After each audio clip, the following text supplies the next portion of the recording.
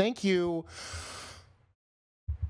CK3 AGOT mod team, for coming on Folkwise for Gamer Oral History. We like to talk about, we like to play video games. We like to talk about culture on the show. And every now and then we like to combine that and we like to talk about video games as culture. And Shirley and I have talked about having people who do mods on for a while. And thank you so much for being our modders to come on the show to talk right now.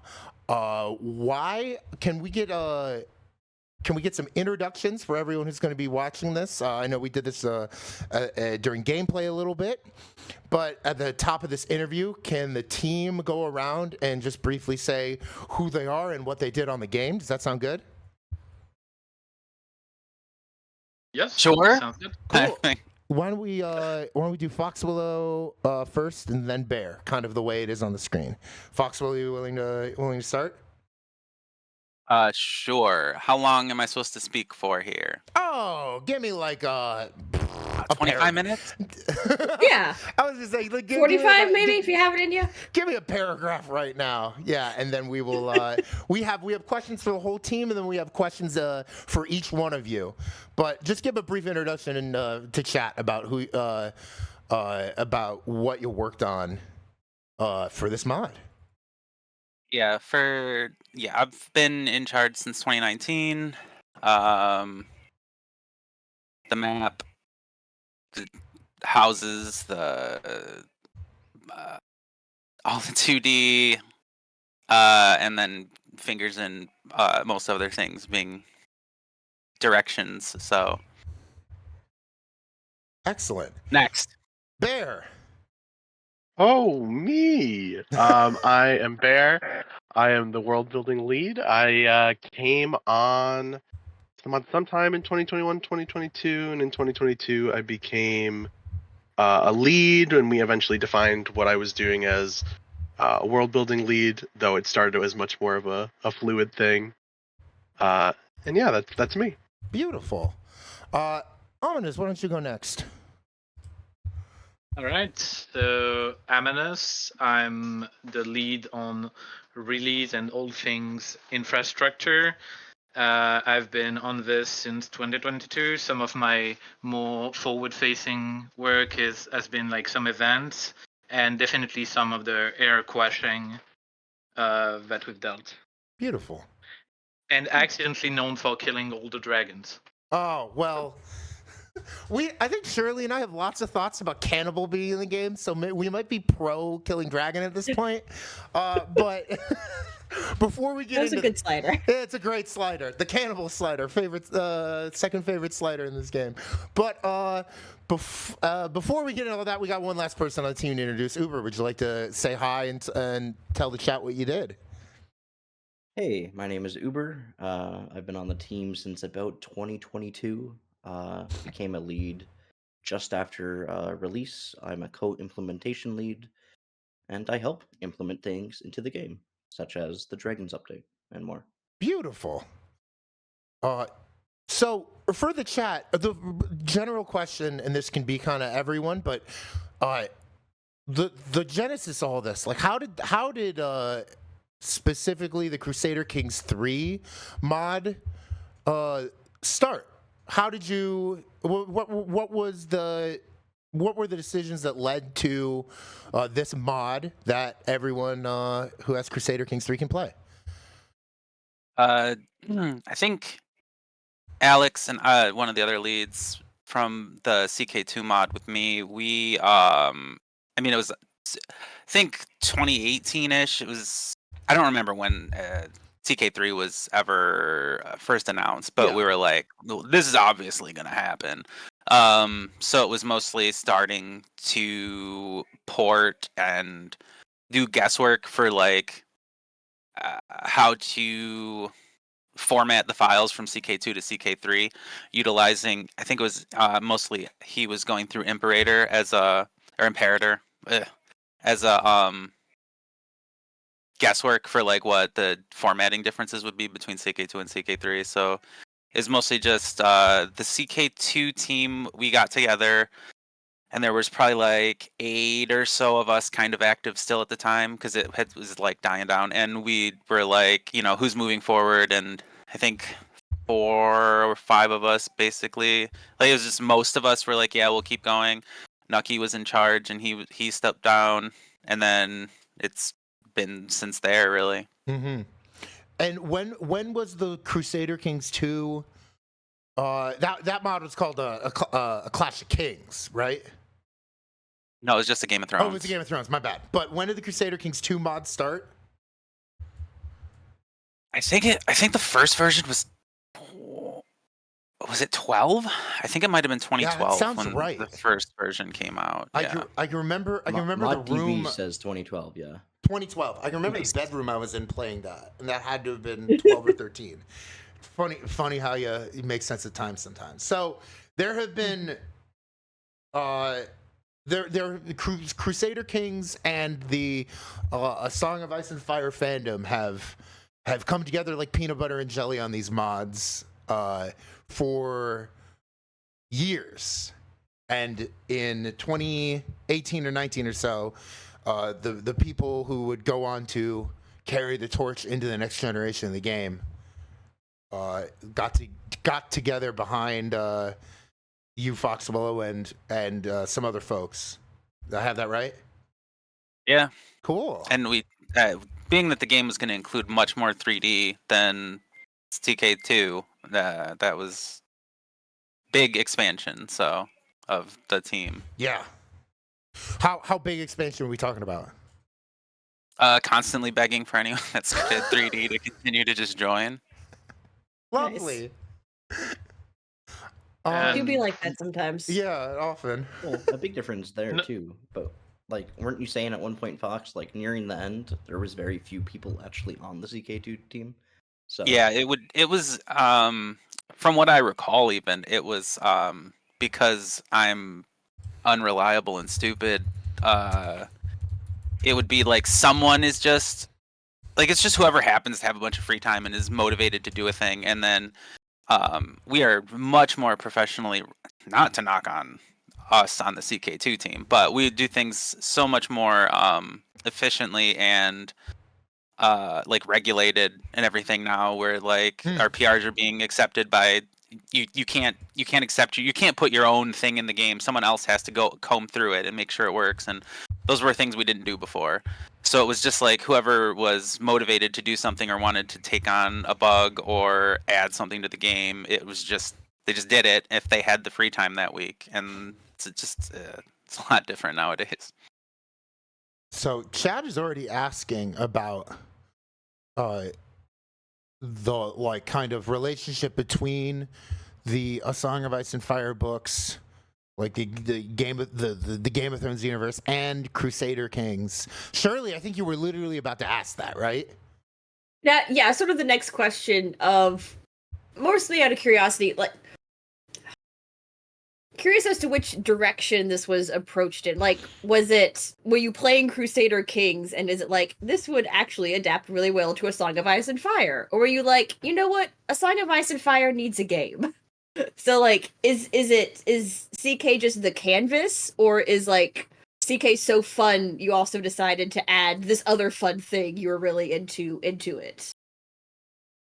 I mean, I'll let everyone else answer after me real quick, which is just I joined CK2, it's AGOT team in 15, I think, and I have probably never. I don't know. I'm not quite sure. Don't quote. I don't think I've played any other Paradox games. I was unfamiliar with any Paradox games.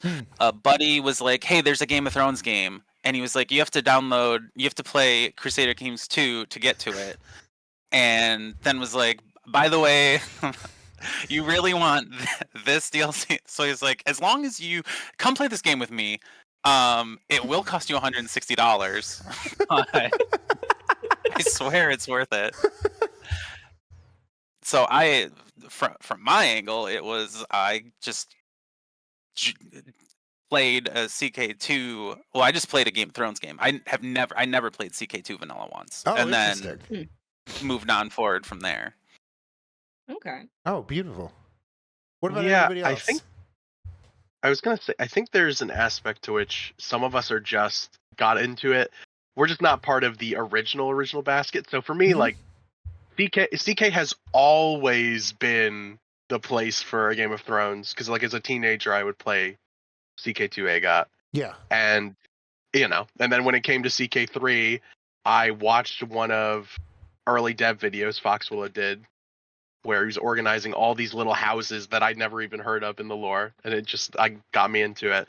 But I think what makes it really good, at least in my perspective, for a Game of Thrones, is that the setting is not necessarily based on like a really rigid set of rules or like a very rigid historicity or anything like that.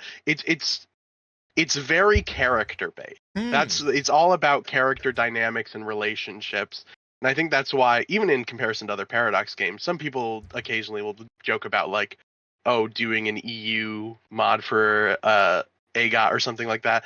But I don't think any game really compares because CK is the only one that really focuses on these individual characters and their relationships to each other. Yeah, you could do this for like Hearts of Iron because most of that game is specking into different kinds of tanks. Like, what are you gonna do? Spec into dragons? Oh, actually, that sounds fun. But yeah, I know exactly what you're talking about. It's a game about having councils. Yeah. 100%. Yeah. Yeah. For me, I'll do one better. I actually got into A Song of Ice and Fire because of the mod. I've never heard, like, Ooh. I think it was circa 2013, so I was like 14 at the time. I was already into Crusader Kings 3 because I liked map painting just as a kid. And so then I saw like this YouTube video. Oh, what's this? And then like I see like the detail of like the houses interactions together, and then I'm like, yeah, this is pretty cool. And then I start playing the mod, and then I start hyperfixating on the wiki, and here I am. Now I started like around end of junior high, and now I'm graduated from university, and I'm leading the mod team. So it's almost like generational at this point Amazing. for me. That's really fun. Yeah. I think many people in the Song of like many even if you came to a Song of Ice and Fire first, everyone has a hyper fixating on the wiki weekend. A weekend that they lose 50 hours hyper fixating on the wiki. I know I certainly did. I think many of us have. And I think Bear raised very good points that CK does at the same time a fair amount of strategy in the medieval period, and also fixated on the characters as things, which is not something that EU4 or Imperator or on the Paradox games, or even to an extent, I will go with the other game that has mods, which is Mountain Blade. Mountain Blade doesn't have as much focus on the character interaction. It's much more fighting. And yeah, I think that's very good thing to bring up. Yeah. Yeah.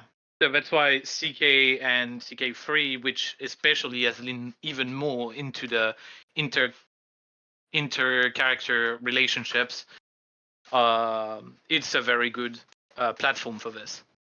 Yeah.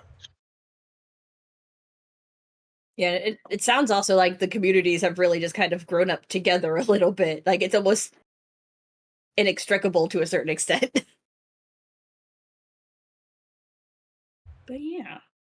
Oh yeah, no, there's definitely a whole lot of connection between the two in that way. Like there's some behind the scenes videos from some Paradox dev way back when, and he said if George never made A Song of Ice and Fire books, they would have named their game A Game of Thrones because Oh.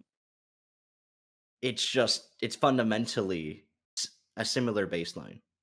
Yeah. Politics, family, scheming, war. It just all ties in together. Yeah. Yeah. Yeah. The brilliant name. Too bad it was taken. Too bad it was taken.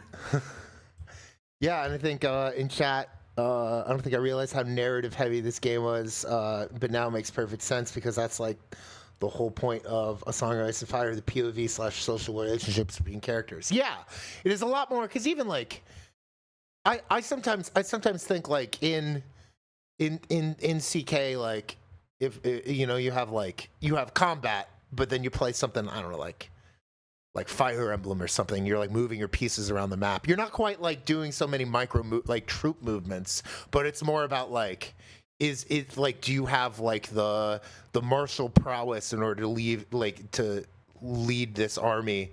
It is very much more about like how you built the character than what your like battle plans are, even in actual battle. So I agree with that comment in chat like that. Yeah. Yeah. And Shirley, you got this too? Yeah, I think that was part of it. Okay, yeah, because this is well, can I expand on it? Yeah, we could. Yeah, we could we're probably expand on it. Because you know, our kind of hook as people who are into talking about folklore on the internet, our kind of hook into a lot of this stuff is like the idea of transforming. You know, where we have like like transformative culture, where you have like the mod you have the game, you have like the vanilla game that like a big publisher puts out, and then we see how the fans have transformed it. At the same time, you have like the big series that has one author George, but many people like the four of you who are doing the work of transforming it in this very particular way. So I think when Shirley and I were sitting down to think about like to think about this game, we were wondering like, in what ways are we transforming Crusader Kings? In what way is this like a conversation the fans are having with Crusader Kings? In what way are we transforming or having like a conversation with A Song of Ice and Fire? You know what I mean? Yeah. That wasn't really a question. It was more of a thought at that point. But I think it is something everyone did address, how these two fandoms go hand in hand, and you were like working in both areas pretty well. Definitely, yeah. Yes. I think also the Paradox community is definitely helped foster this kind of environment where we transform the game heavily in order to adapt it to several universes. We call them total conversion mods. Oh, yeah, speak about that a little, yeah. And so those total conversion mods, there's, let's say, a big 10, I would say. Uber, you can correct me if I'm wrong. But like, you get Warcraft, you've got Elder Kings, you've got a lot of those mods adapted from all the licenses, and that are staples of CK2 and then into CK3. And so definitely it has been fostered in the community that the game has to be transformed, and Paradox has definitely gave some more leeway, as they explain into CK3, definitely gave more leeway to the modders to do things, because they know also that like this is a part of the community that they want to foster, because for them it's interesting. Yes. Oh, definitely. Well, we're up here about Game of Thrones. You have other people who have brought Elder Scrolls to life in CK3, or like Lord of the Rings, The Witcher, and right? Yes, yeah. There's a Witcher mod. There's honestly an endless amount of these total conversions to where people are bringing these licensed worlds into the game. There's also a few original worlds people have created. It's really, it's a weird thing to where it's definitely a great foundation to build stuff upon, while also being a good game in its own right. And yeah, so it naturally just works better side by side like that, kind of. And to kind of make an allegory, I would say that like if the mod was a jewel, I would say that like the game itself is kind of the metal that the jeweler will put around the gem, which is the IP, in a sense. Like it's most of the time we will bend the game to make it work with with like what the universe is saying rather than the inverse. So there's also kind of this expectation that the game needs to be malleable, and on the other side, the A Song of Ice and Fire will, and its canon will usually stay the same or will be very lightly modified. I really like that. Like the one is the jewel and one is like the gold band that together they're a ring. I like picturing it like that. Yeah, it's super. It's also interesting, like, because this is like somewhat of a dev-supported mod almost, like to an extent. Like you can easily download this. A casual could download this. I think in Paradox, I think like they're saying, Yeah. it does a good job of this. But you all can speak more. about that. Yeah, Paradox does good mod community wise. Like I wouldn't specifically say they support us in a direct way. More so, they are supporting this general mod community. Yeah. To where the Steam Workshop, you can easily just go into the workshop and download a mod. While that did exist for CK2, there was file limits and there's a lot of issues with that Steam Workshop. So back then, AGOT had their own website to download it off. Yeah. There was an installer, a whole lot of other complications. Yeah, there was some problem with that where simple. it like changed capitalization from the CK2 Steam. Like counties were missing or something when there was something was I completely forgot about that. Yeah, there was something fucky with that.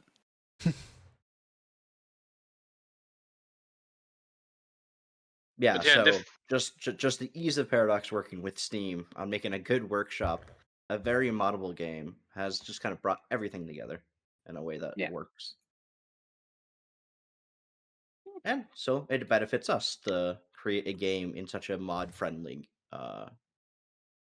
It helps us to make a mod in such a mod-friendly game. Versus in comparison to maybe, say, Bannerlord, to where they've had to write big, long letters to the dev team demanding more mod support. Paradox just offers the mod support in a much more convenient way. That's like definitely a sticking point when I was getting into Paradox games in the first place. Was like CK2 was some of the mods in Hearts of Iron. But it was like like kind of like how Fox was describing. Get this game, and there's a lot of mods once you figure out what you're doing, which was like it's I think such a selling point for players, and it sounds like for the people working behind the scenes on these mods too. It works both ways. Yeah. Well, I think those are our general questions for the whole team. We want to move into some like targeted ones for individual members, and then we might open it for chat. But let's go. Can we go around the horn and get into some particular questions for each one of you? Of course. Okay, Shirley, you want to go Fox first? Yeah, we can do Fox first. I'm also trying to remember. Trying to remember how this worked in question format. You know, notes from a week ago. But I guess in general, no, I think we should just say this part out loud, because this isn't a question. This is like a realization Shirley had, and it just says, "Can I read it, Shirley?" Sure, yeah, you can take this one. Like, you all know like 1,000 monkeys with a typewriter will eventually write Shakespeare. Yeah, it's in reference to a tweet about Homestuck. I don't know what parts of the internet y'all frequent. Yeah, but the original. Yeah, what's the original? What's the original quote, Shirley? It's the original quote is that like humanity is such that every once in a while they just reinvent Homestuck. But this specifically was humanity is such that they constantly recreate War of the Roses fanfic. Yeah, whether you are in Crusader Kings or whether you are in, if you're in a Paradox game or if you're George R.R. Martin, we're all eventually going to be like playing in the sandbox of the Middle Ages, right? So it's kind of like the crab. It's kind of like the crab evolution. Yeah, it all goes like back crab. to crab. It's like crabs. Yes. It's like, oh my goodness, it's like crab. We all become crab. Yeah, All conflicts become the war of the Oh. roses. All conflicts become War of the Roses. I love. Okay, Baron, I'm going to mention that because you mentioned that the Celticar's castle is called Crab's Return as a reference to that. Nice. Yeah. Beautiful cut. Nice.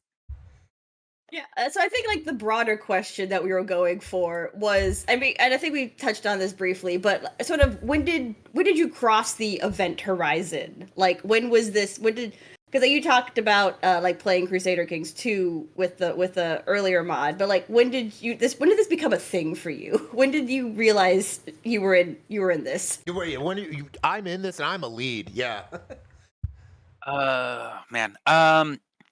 Alex sought me out for. I had a mod, and I did some graphical stuff, and God, what was I had a mod that for some reason it was a sub mod for AGOT, which makes no sense because it would have been for vanilla. But I never ventured into the vanilla community, so I had no idea where they were, if they existed. And I made a mod that made it so that your character's congenital traits would only come about like at some age that made sense, instead of seeing that newborn child was beautiful and strong. Like, so I did that, and I don't remember if that was before joining the team or if that was part of whatever it was. I got sought out, and Alex brought me on for some of that stuff, and I just wound up sticking around and like I really liked the problem solving, and I think that's one of the things that brought Bear in as well. We work a lot on bad, like things that George never intended anyone to actually analyze, like the map that comes in. Is it Sworn Sword? Is Sworn Sword the Osgray one? Yeah. Okay, so like the map that came in one of the Sworn Sword editions or something, like has like the map is wrong because it has Cold Moat east of Standfast, but in the text it clearly says that the people in Standfast thought that the sun was rising on the wrong side. Like they said the sun was rising from the west when it can't possibly, because the woods were on fire. Like things like, so it's like we know which direction the castle is because we know which direction that fire was set. And also things like the Jamie, there's a is it Jamie, as a Jamie chapter where he's talking about like what direction he's walking down the Widow's Wash. So we're like, we know where these things are by like piecing things, and then they contradict each other all the time. So it's like the second we started getting into that area, and that's something that earlier on, and like once we were doing things in 2018, 2019, like Alex and I were doing that a lot too. So yeah, it was like liking that problem solving and filling out the world, and then arguing with each other. And arguing with each other is always the best part. What are some other The long debates. what are some other problems that you solved like that? Like little things from the lore that once you were in front of like the map, you were like, oh, we need to as the map keepers, we need to definitively make a stand on this. God, what are some app based? The Fen Valley fertility. I remember that being talked Well, about. that's more making something work that is like canon wise that we don't have an explanation for. That's Still fair. go But into it. what went on with the houses? I mean, what's being referred to there is it comes a lot from our map painter, at least then, where we know the Fen are these group of wildlings secluded in the far north that are more advanced and live in sort of they're able to make a sedentary life for themselves. Yeah. So we know, and then we know they live in this fertile valley, which is far beyond anything that should be warm. So part of the discussions that went on when our map painter Drandis came on board, with world building, with Fox, was that there needs to be some sort of volcanic geyser activity up there to reason out why why it's fertile up there, why it's warm up there. And that reflected then on a lot of the designs throughout the rest of the wildlings. Though with what you initially asked, Fox, I mean, it's kind of hard, and I think Fox is probably in the same spot. It's hard to think of specific examples Oh, of course. because there's almost no place where it did not occur. Like there's a lot of just taking these Oh. little contradictory notes of like these houses fight each other and these houses are, you know, in X relation to each other, but it sounds like Fox thought of another one. I thought of one, then decided it actually kind of sucks, and then remembered that you're right, and that's it's interesting interconnections because like certain ones of us, like whoever happens to be like the lead team, us, and then like there's a couple other major world builders, and then like Alex, who's one of our the dev that came from one of the devs that came from CK2 with me, like people have like their specific thing or like their slant on lore things, like whatever their lowest hanging fruit thing is that they stick to all the time. One of Alex's things was always linking like whenever there's a line in lore that's like, oh, which isn't an actual one, but I'm just gonna like if it's like, oh, the Blackwoods and the Terriks and the Leicesters showed up, then together, then Alex would always be like, they must be near each other because those armies showed up together. And so there'll be things like he'll have that. I don't. Anyway, my actual thing was going to be Bear and I love the thing we give George shit for, which is the why is the Mander so important and there isn't a single holding on the entire north side of the damn thing? Oh, really? Yeah, there's no cannon houses on the north bank. They're all of the important houses are either far to the north or all along the south side. Which is where we put Dunstan. We put Dunstanberry there because it made it so that, and this is a constant. Every once in a while, someone new joins the team and they're like, "I think Dunstanberry should," and we're like, "Nope, this area needs to have some kind of importance. It's obviously vital." So we put Dunstanberry in a spot where like the Manderleys, when they were there, could have held 3 duchies and been like extremely important because there's no one important there. So like it's things like that. Another thing, the first one I thought of is since I do the hype map and my major thing is putting in all rivers and making sure everyone else has heard this so many times that water flows downhill, which is a thing that the vanilla game doesn't even do, and which is where like that's why I'm so proud of our map and working so close with Drandis on it, is making sure that every pixel of the map, like I know where that water would go, and whether it gets into a watershed, whether it gets stuck in a lake, or whether it's going out to the ocean. And doing that, one of the first things was like the Torrentine and the lands map that you were mentioning. Like it comes so close to the Mander, and so it's like, how does the land how do I make the land make sense for how close the Torrentine actually does get to the Mander? So it took like a few iterations of like reload and keep editing for like just even little stuff like that, like making sure how does this work in a way that like looks good in the game. That's so cool that you've become like a what is a river expert, a hydrologist?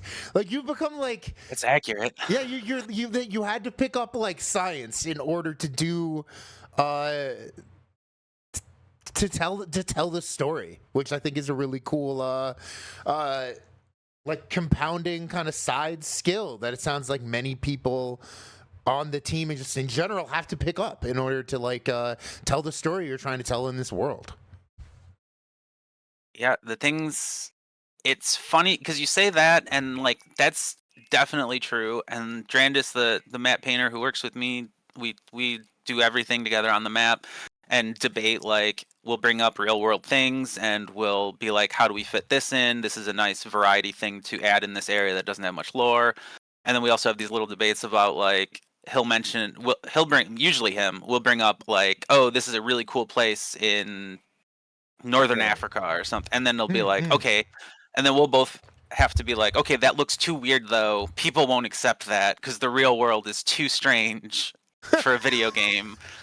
Because we'll be like, how do we numb this down a little bit so people accept it? Because there's spots where the real world does have like biome shifts where there's just a line where trees are like, nope, not growing there.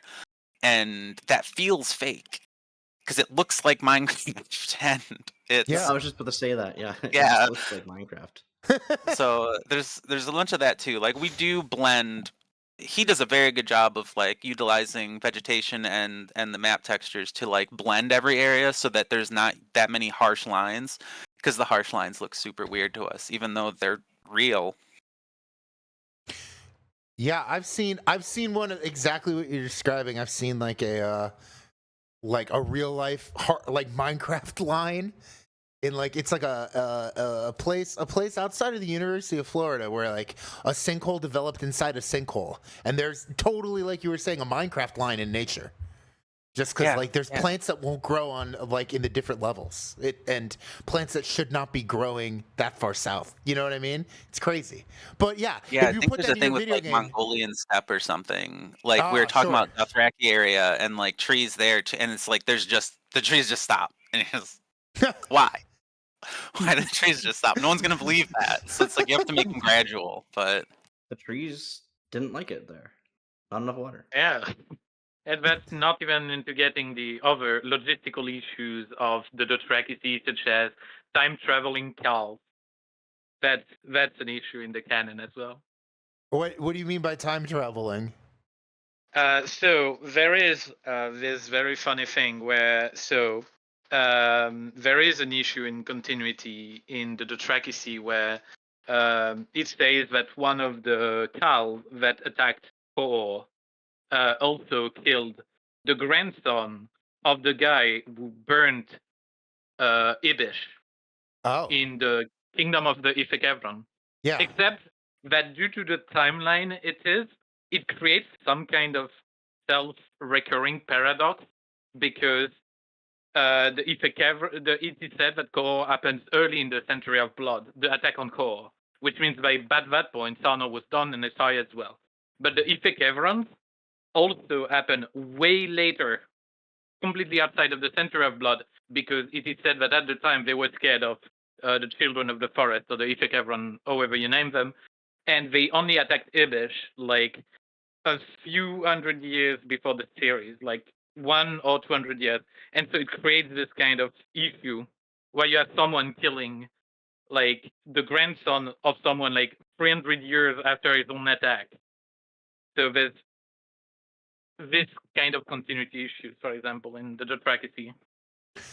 So something you would only notice if you were, like if you you're four, stuck combing the wiki for Exactly. writing the history files, like you yeah. four are like have all that under a microscope. Exactly. Yeah. I blame the law test on the server of the mod for that. Well, see, Oh, is that a thing the that you thing got hit? well, see, the I thing, got if it we split with what city was abandoned 700 years after the scourging of Lorath. And okay, I mean we don't do lord exams anymore, because at the time to get the rank of lord on the Discord you had to do like 10 questions. You have 24 hours, 10 strong questions in lore, and one of them was what city was abandoned around 700 years after the scoring of Lorath? The answer is Zametar, a completely unrelated city on the north of Sotoria, because of the way like you need to do the periodic thing between Lorath and the Rhine, and then the Rhine them going to Zametar, which was already abandoned by X amount of time by then, and it was like in 24 hours. And so definitely blame those exams for getting me into this kind of picking about the law and timelines. I thought you were being hyperbolic when you said there was an exam, but it sounds like there was literally a test. Oh yeah, I was gonna TLDR that was like that's I think that's done now, but I think it was like part of our Discord server had like rank rolls, and like you had to pass a test to become a lord. Oh wow. So that's Wow. what he's referencing. Did you ever like you've all forged chains at the Citadel at this point? Like you're like, and I guess that is true because everyone has like I don't know, like Git lead is Electrum, and world building lead you get a link of Valyrian steel. But you all are like are as at this point more experts in the source material than the people in the source material who make it their job to be experts. You know what I mean? And Hyperfixation I works like that. Yeah. I wouldn't say globally, but there's definitely a I few do. situations to where it's like Yeah. we've definitely There's put more thought into this one single county than they would have. Yeah. there's definitely been also one or two circumstances that have come up where something later will be said, and we just go, "No, George, why did you decide to clarify it this way? This doesn't make any sense." Oh, what's one? Interesting Do you have any of those One of offhand? the Bear? ones this was more a taste thing than necessarily it breaks something, but I remember, so it was the thing in CK2, so you might remember it, is the idea that Aegon and his sisters, when they conquer Westeros, become Faith of the Seven, right? They get a choice to either remain Valyrian or become Faith of the Seven. Yes. And then we found there is a series that there is a like blog or something that categorizes everything George has ever said, and it's called So Spake Martin. Yeah. Big And fan. in one of the So Spake Martins, as one interview he did, he was like, "Yeah, the Targaryens were actually Faith of the Seven for generations before Aegon," and we were just like, "What?" It was like, man, that feels like it messes up your own build up in that story, but okay. Yeah, what's the whole thing with the That's Starry weird. Sept? Yeah. Yeah. It's also one of our greatest fears that areas we do a bit more liberty with. He'll just be like, for some reason, he'll just do a whole. We're afraid Winds of Winter will just have a whole chapter in Mir or something. And he's just like, hey, everything you made up about this area, the exact opposite is true. Oh Like, yeah, ah, like shit. when we do fun stuff on the map for that's what Bear is like Mir. We made there's a Mirish plateau, and then like the city itself is on this plateau, and then there's a slight cliff, and like the city continues. The ports are down below, so it's like all the drainage has to do with that because a river comes down and everything. So it's like the entire thing was based on that, which wasn't originally how I wanted to make it, but that's what Drandis was like. Oh, I want it on this plateau, and we did that. And then like Bear's like, if they're like the city of Mir sits in the sand and goes back 4 miles, then we'd be like, holy, we have to redo the whole thing. Why? 3D model So it it's all, yeah. anything like that would come up. I think Bears mentioned the same joke before, but it's also like in just they're walking through certain area that like we really had to debate in order to make it work, and then they like mix up where the houses are or something. So like that's another one where it's just like we have some tight areas, and it's like we really don't want to land like especially like the crown lands. If George is like, so here's they're taking the Duskendale Road or whatever, and it's like, and then actually this Oh, is a yeah, house here, yeah. and this is a house here, and this is a house here, and we're like, we don't have room for that. Thanks. Yeah. Very, very congested area of the map.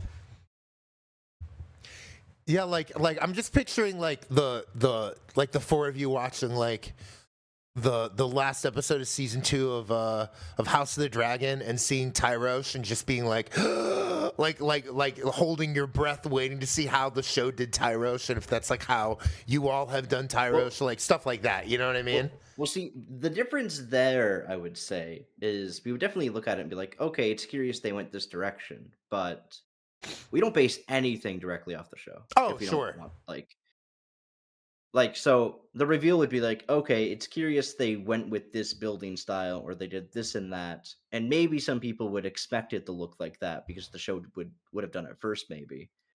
But it wouldn't impact us as much as George rewriting something or giving entirely new clarity to something that just undoes our work.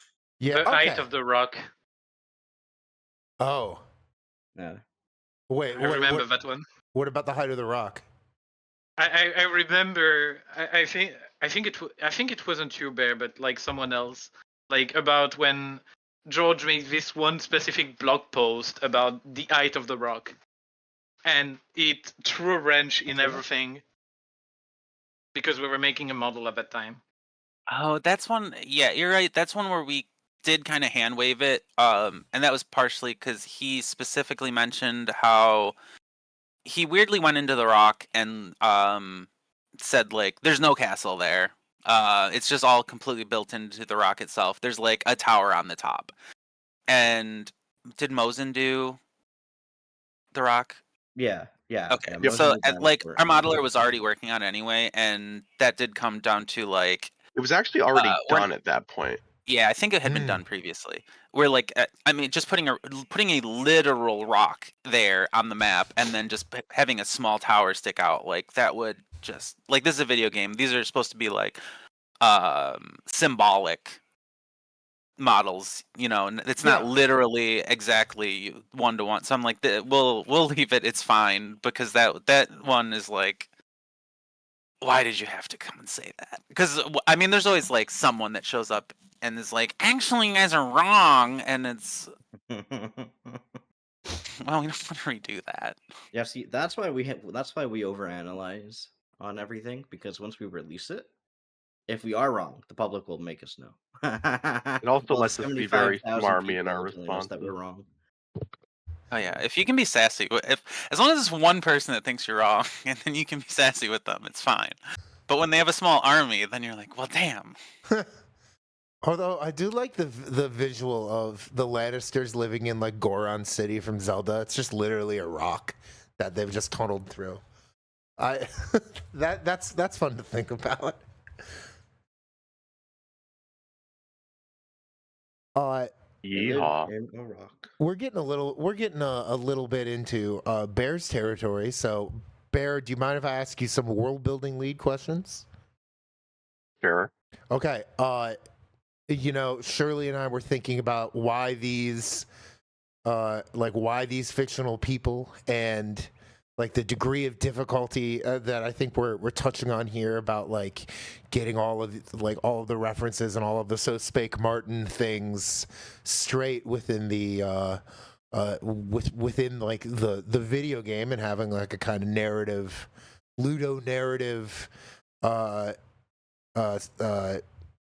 combination here. But I guess what I want to know, what are some of the references that have been put into the mod that you are the most proud of, or that you hope that people like catch and smile at? Oh man, this is again just because of how much we did, especially early on working together with stuff. This is me and Fox territory. There's just so many references. I'm not sure if I would say I'm necessarily particularly proud of any in particular. Okay. But there are so many across the board that we are often shocked, and like we'll share this, like we're just surprised no one has seen them. Like there are counties that are entirely D&D references. Fox has a county out there that's entirely Power Rangers references. There's all sorts of things. There's one county. What did you say? The Fleetwood Mac County. There's a Fleetwood Mac County? Yeah, Fleetwood Mac County, and now there's a house associated with them. There's an area that's named kind of like almost a weed reference itself, and everything there is just named after random weed things we could figure out. Like there's Hold on. To be fair, it's called Blazewater Bay. That's not on us. Okay. Like we're not just being fucking. I mean, but it was a choice. It was a choice to name every barony in that same manner. But no, George is out here going to Grateful Dead at the Sphere. You know what I mean? Yeah. Like that seems like it's very couth. No, yeah, I mean, like if we want to talk about George references, we've got Dick on Manwoody and Dick on Lips. You know, yeah. those are both canon characters. That's right. Toilets. Yeah, and the Toilettes and the Shets. You know, both vassals of Royce. The thing I will say that I think is maybe I'll say I'm proud of this, and it's the thing that might have driven Fox a little mad when we were doing this the first time, and it's the most subtle thing that I probably couldn't recognize anymore. When we named everything in Westeros the first time, I would often try to go ahead and I'd be like, oh, House Blackmont, its sigil is a vulture. I will search up scientific things about vultures and try to make up turn every term I can find into a barony that's not incredibly obvious. And that was what Fox endured again and again throughout Westeros. No, where he's just like, we can just name them quick. Things, yeah. Just a small erratum, Bear. Deacon Lips is mod canon. There is no Deacon Lips in canon. Mhm. It's Oh, just out wow. No, yeah, Dick on Oh, well. Dick on Lips is our fault. I didn't know about Dick on Lips, but thank you. Dick on Manwoody, I mean, a classic. But classic. It's the same joke, I guess. Dick on, well, yeah, it's 20 Goodman? 20 Goodman. I was gonna say like it's Dick on Lips and Dick on Manwoody ought to be best friends, but Well, that's a minor one, and that's actually something we didn't like for a moment. Someone did end up changing a character's name to literally 20, but when we gave House Goodman a county, like half their baronies have some sort of, or like not maybe half because it's a big county, but there's actually a good few references in the county to the number 20 oh on like their sigil and their castle name and Oh, stuff good. like that. The sigil for sure. I don't. Let me bring up the list. I don't. I believe remember. Tive means 20 in something, and that's Oh, their like gotcha. castle name. That's Are we missing out on probably Saul? accurate. There's an incredible amount of like subtle things no one will ever care about or notice that took us months. So I guess that's the way to sum it up. Yeah. Oh, Scorekeep. They have a barony called Scorekeep. So There you go. what the fuck is a There's Tive? 4. Also in that vein, I guess little add-on is turning every little mentioned character we could that would be interesting into a house. Oh yeah. Speak Where on there's that. there's a lot of notes. You've got all the major houses that are listed. Then you got a lot of people who come up in lore who may just be isolated individuals or hedge knights. But because we have so much space in certain areas of the map, and also because it creates a lot of interesting potential, we've upgraded a few places. Like there is someone mentioned, honestly, just as a footnote, at the end of Fire and Blood, when the Dance of Dragons is coming to an end, they mention I forget his name, but it's something Salt, and he is a guy who claims to be descended from House Hoare, and engages in a rebellion against the Greyjoys or tries to claim the Iron Islands, Mm-hmm. and that's all we get about him. But it was interesting to be like, oh, what if we have a cadet of the horse still kicking around out there? So we upgraded him, and now they're a house, and they have a little county named Black Blood, which is also a reference to House Hoare because they are said to have black blood by their enemies. Mm-hmm. So it all kind of you build on what's there, and you make your own little fun thing of it. Oh yeah. Yeah, which original philosophy on that was like someone out there. I don't know about the salts, but it is the case because there's so many people that like the horse. So I guess the salts are for sure.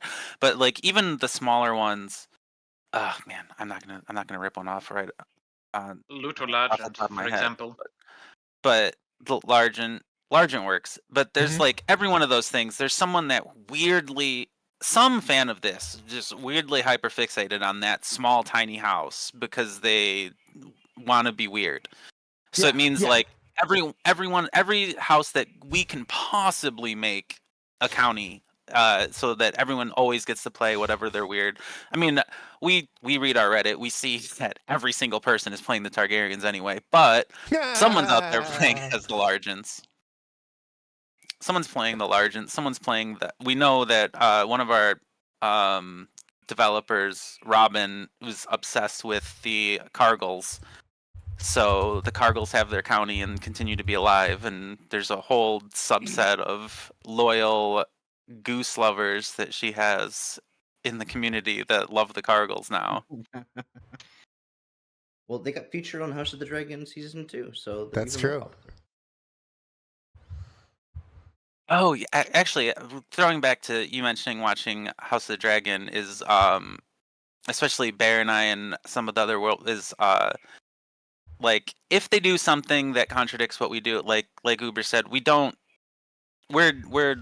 like our work and George's work only. So we use the show when it's useful. Yeah. So if they do something that contradicts us, we're just like, that's fine. It doesn't really matter right now, unless it's better than what we penned in or whatever. But like the thing that comes up is like really weird decisions they make, and the one that I remember right now because it was something we were discussing like a week ago, is re-bringing up the fact that in the long line of suitors they decided to put the frickin' Muds in the line.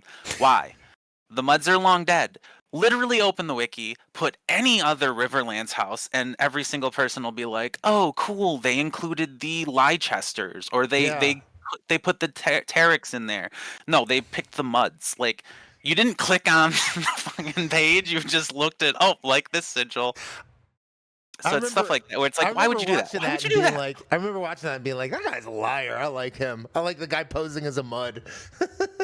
Like, how many people Gotta get have into it posed now. as Muds? Maybe that was what we're supposed to get out of that scene, is just like the Muds in the Golden Company are they in the Golden Company? Yeah. Yeah. There Okay. is Yeah, a they are. John Mudd in the Golden Company. I was just like, oh no, which company is it? Yeah. It's just the joke is like literally it's just a really meta joke for the lore nerds to be like, no, people have been faking this forever. I'm into that interpretation too. Damn. But I don't think that's the one. I think they thought they were adding a house. It's kind of like Oh wait, your take, Fox, is that they just didn't know it existed at all? No, I think that the they were prop clicking They didn't know they were was dead. like, yeah. let's add someone, and then they yeah. added the only one that you can't add from the list.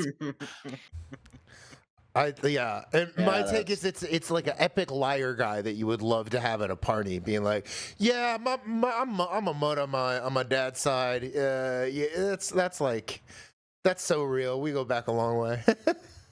Dorylist v. Watsonian. What was that? Dorylist v. Watsonian. What is that? Like a Dorylist perspective versus the Doylist Watsonian versus perspective. Watsonian. Oh, I thought that was one Yeah. person's name he just said. Yeah. Oh, yeah. Wait, which am I? Which am I there? Yours is more Watsonian, Yeah, I'd say. and Fox is 'Cause being it's an Doylist. internal Yeah. explanation for why this has occurred versus a creator view of they didn't read the damn wiki. Thank you, Tyler Daisy. Do we have Bear? Do you have more you want to say about some of these references you either have to pull out or some of the things you have to kind of I guess canonize? I have one thing that you guys might enjoy from your more meta context Go is for it. something we do as we move east. Something we do have to adhere to, but that I am in a constant struggle against, is that George doesn't plan to really travel to most of the areas in the east, right? Yeah. And if you take a fine comb through the east, you'll find it's like 75% Lovecraft, just names plopped in. Yes. In the far east. Yeah. In the Far East, and honestly, in like the extinct parts of the Dothraki Sea and all Yes. this jazz. So I guess my one enemy in references is as we move further east, having to make sure it's like, hey, yes, these things are named based on Lovecraft spots, but we have to do our own original like things with them. And I just don't want the East to be the Bay of Lovecraft, you know? Yeah. It's like that's something I'm quite against. We kind of have to move purposefully against allowing it to just be that, because George, if he was over there, would do interesting things with it. It's just that he never plans to go over there, and he really likes Lovecraft, seemingly. Yeah, and it definitely said as well that like a lot of what seems unbelievable about the Far East is just exaggeration. Like to give an historical example, like the fact that the Blemis, which are like people native to Sudan, I think, like according to Roman historians, have no heads, like their faces on their shoulders. Real. Yeah. And so I yeah, don't the know about maester that. here about those people were like the bloodless men, the winged men, the Shrike, and like even in the notes of A World of Ice and Fire, they say, I think it's about the Shrike. Are those really lizard people, or are they just like people we have who like wear lizard pelts, or are they just like Snark and Grumpkins of the Far East? One of like the medieval travel writers, like maybe it's like John de Mandeville or something, but talks about like a bush in the Far East that grows sheep out of it, and now we can be like, oh, no one explained cotton to him correctly, but it is a little more fun to think there's a sheep bush in China. You know what I mean? Yeah. I do love a sheep bush. Wish it were real.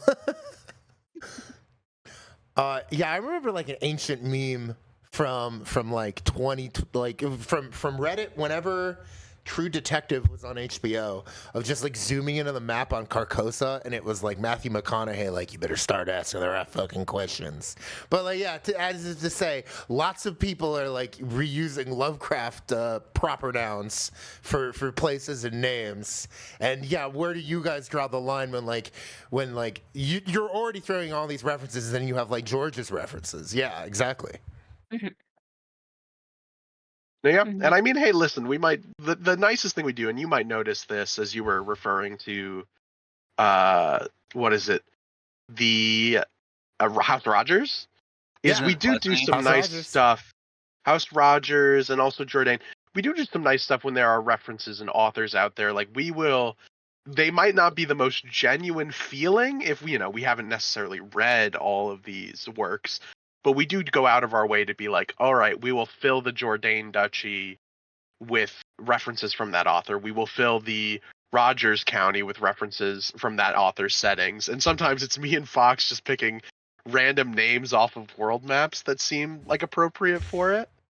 So you know I how don't it know if goes. Shirley, I don't know if you know this, but like some of the houses are like authors George R. R. Martin likes. Phenomenal.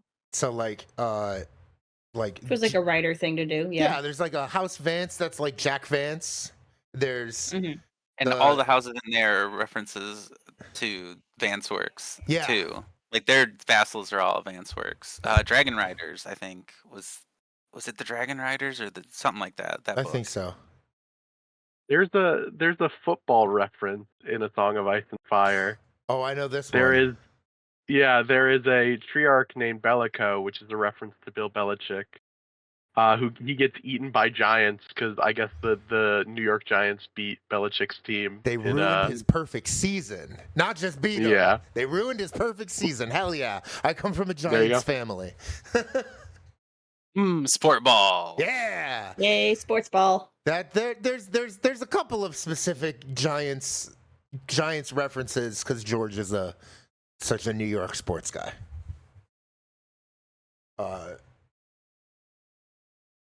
I think we have. He's won 3 Super Bowls since. Chat says doesn't matter. He blew a perfect season. Got ripped apart by Giants. That's what matters.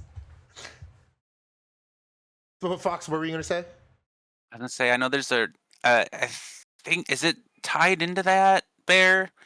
The friend who has the cowboy sigil? I think that's.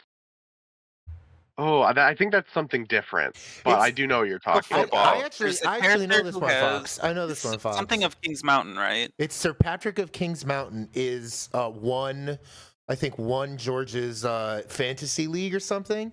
Yeah, Sir Patrick of King's Mountain, and he is he was a Cowboys fan, so he had 1-1 the Giant in like the Chaos of the Wall rip Sir Patrick of King's Mountain limb from limb, and his sigil is the Dallas Cowboys star. So he had the Giants beating the Cowboys at the end of the book, which So we did include we have King's Mountain's there. I think King's Mountain's on Massey's Hook, and because Patrick's actual last name is Saint Denis, so we have that in as like common tongued because it's so French into Saint Denis. So it's like SENDNY or something like that. Oh, So, cool. Yeah, so we do things like linguistic etymology wise to like force these things to work too.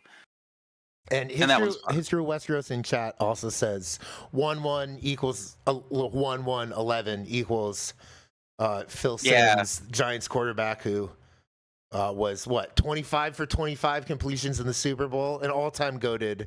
We're talking sports again. Sorry, Fox, but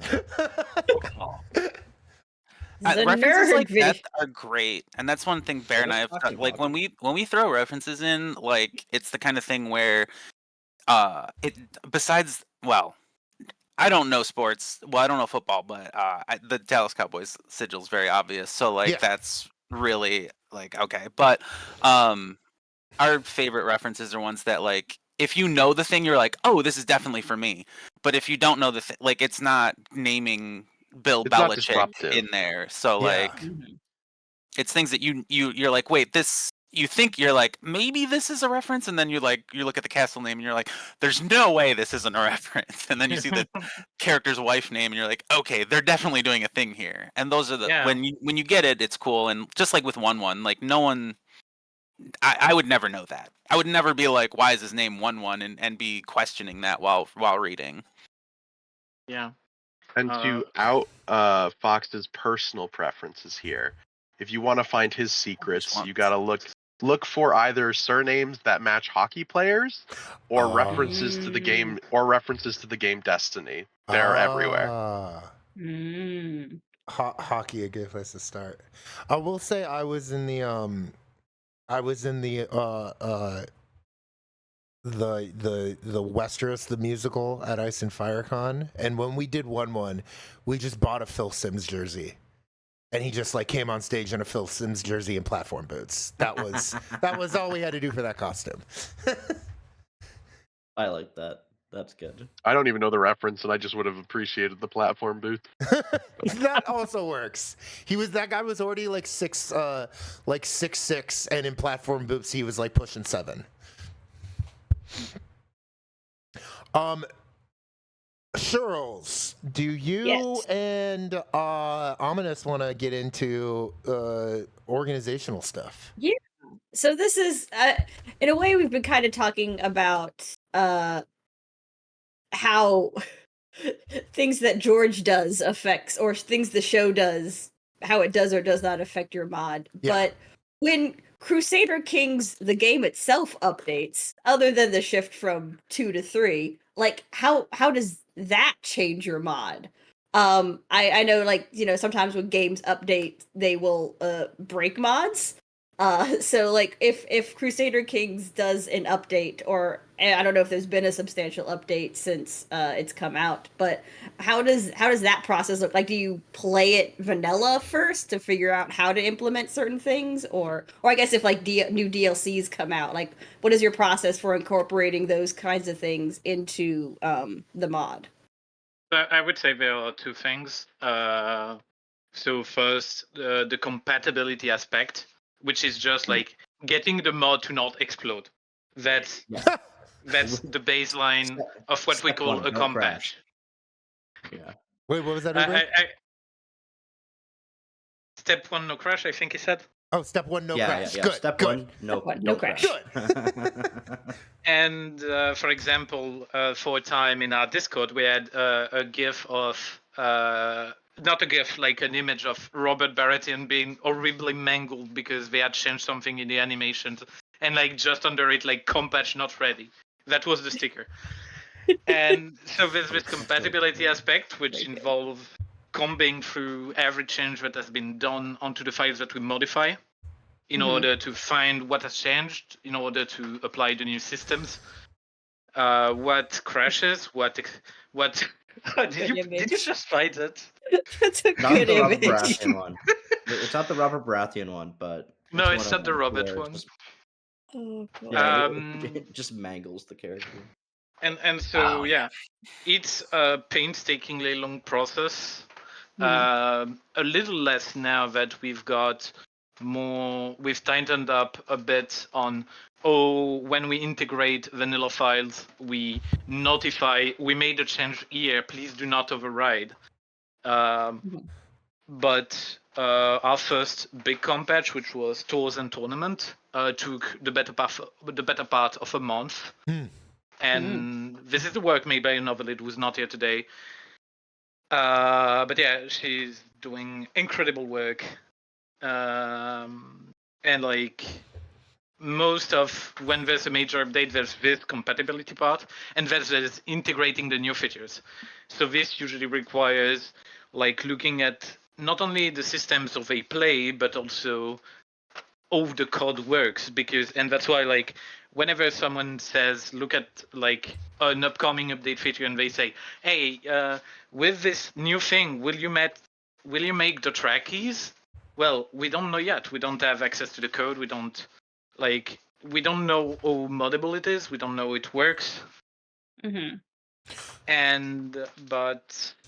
Really a wild And so card we have like until we get access. first in the integration, we have the obvious like quote unquote low hanging fruit. Like for example, making sure that Robert Baratheon does not have Mongol outfit. Mm-hmm. And then there's more intricate stuff like how does the rework of Nomad and the battle system changes that have been brought to this can be integrated into the dragon. That's like one of the problematics that's currently being tackled on by someone in our team. And so there's this kind of like quote unquote 2-tier integration of updates, like the compatibility and then the integration of new features. Okay. Yeah. So a lot of it's at first it's like, let's make sure this still is playable. And then it's like, okay, now let's put the new coat of paint on it. Exactly. Like that's always the number one goal from all of us is let the players like to play the game, and as bad as it is, a lot of players don't have the technical ability or knowledge on how to properly downgrade their game. So they'll just be slamming themselves into a brick wall, crashing and crashing and crashing, and coming to us saying, hey, something's not working. So we just try as fast as possible to get a working version of the game out. And then we can add the cool stuff out later. Yeah. So Bear found from the archives Robert with an incredibly wrong hairstyle from one of the updates. Ah, that's fun. Where'd that get put? It's in the streaming chat. It's in the streaming chat. Okay. I mean, it looks sick, but I can see I can see where the problems lie. Just some epic dreads, you know. Yeah, you know. He was trying something out, you know. Yeah, he's just exploring himself. Leave him alone. I'll put it in your Discord's general chat as well. I can see. He's looking like yeah, he's trying some things. So like, does this kind of thing happen just based on like what model you're basing his model off of, or is it just? It does sometimes. So like the first wave of compatibility has gone through, and so we're like, okay, so for this like hairstyle, which is normally tied like to the, let's say, I don't know, Altai culture, we remove the references to the real world to make it work so that the game doesn't scream at us that we're talking about cultures that don't exist. Clearly, because French has no place on Westeros, no matter how much I want to put it in. The whole fucking Reach. What are you whining about? Yeah, definitely the Reach. The Reach is France. Yeah. You heard it. More French in Westeros. Like the number one food of Old Town is escargot. They've got the cheesecake. I don't think you're making this up. As world building lead, I don't know if I can let the escargot go. Yeah, I guess like almost like a follow up. Has there been an update that has appreciably changed the mod? Like has there been like an update to the game, to the base game that everything is ladders, which is great. Added something that you didn't even think of potentially adding to the mod?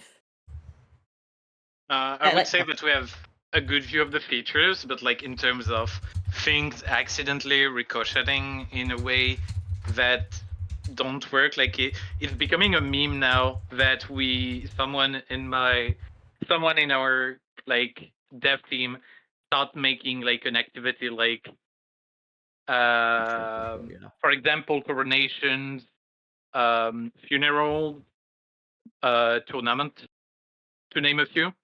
And like as we are developing it and we're like ready to put it out, suddenly dev diary, we're gonna put coronations into the game now. And so there's like this giant list of like you see the Reaper knocking at doors with like blood pouring out, and it's become like a almost like 10 doors long meme with like X's coronation, Y's tournament, Z's reaving. And That's so it funny. throws a wrench into our plan like completely. Damn, yeah. I know you mentioned the Dothraki. Is this like on your mind? Because there's like the cons of the step update coming in like vanilla CK3. It actually It's it it's came already out. released. Oh, it just came out. It Yeah, just came yeah, out. yeah, My bad. Yeah. But the DLCs that the main game makes definitely can influence our direction because we want to work with some of the cool stuff that they do. Yeah.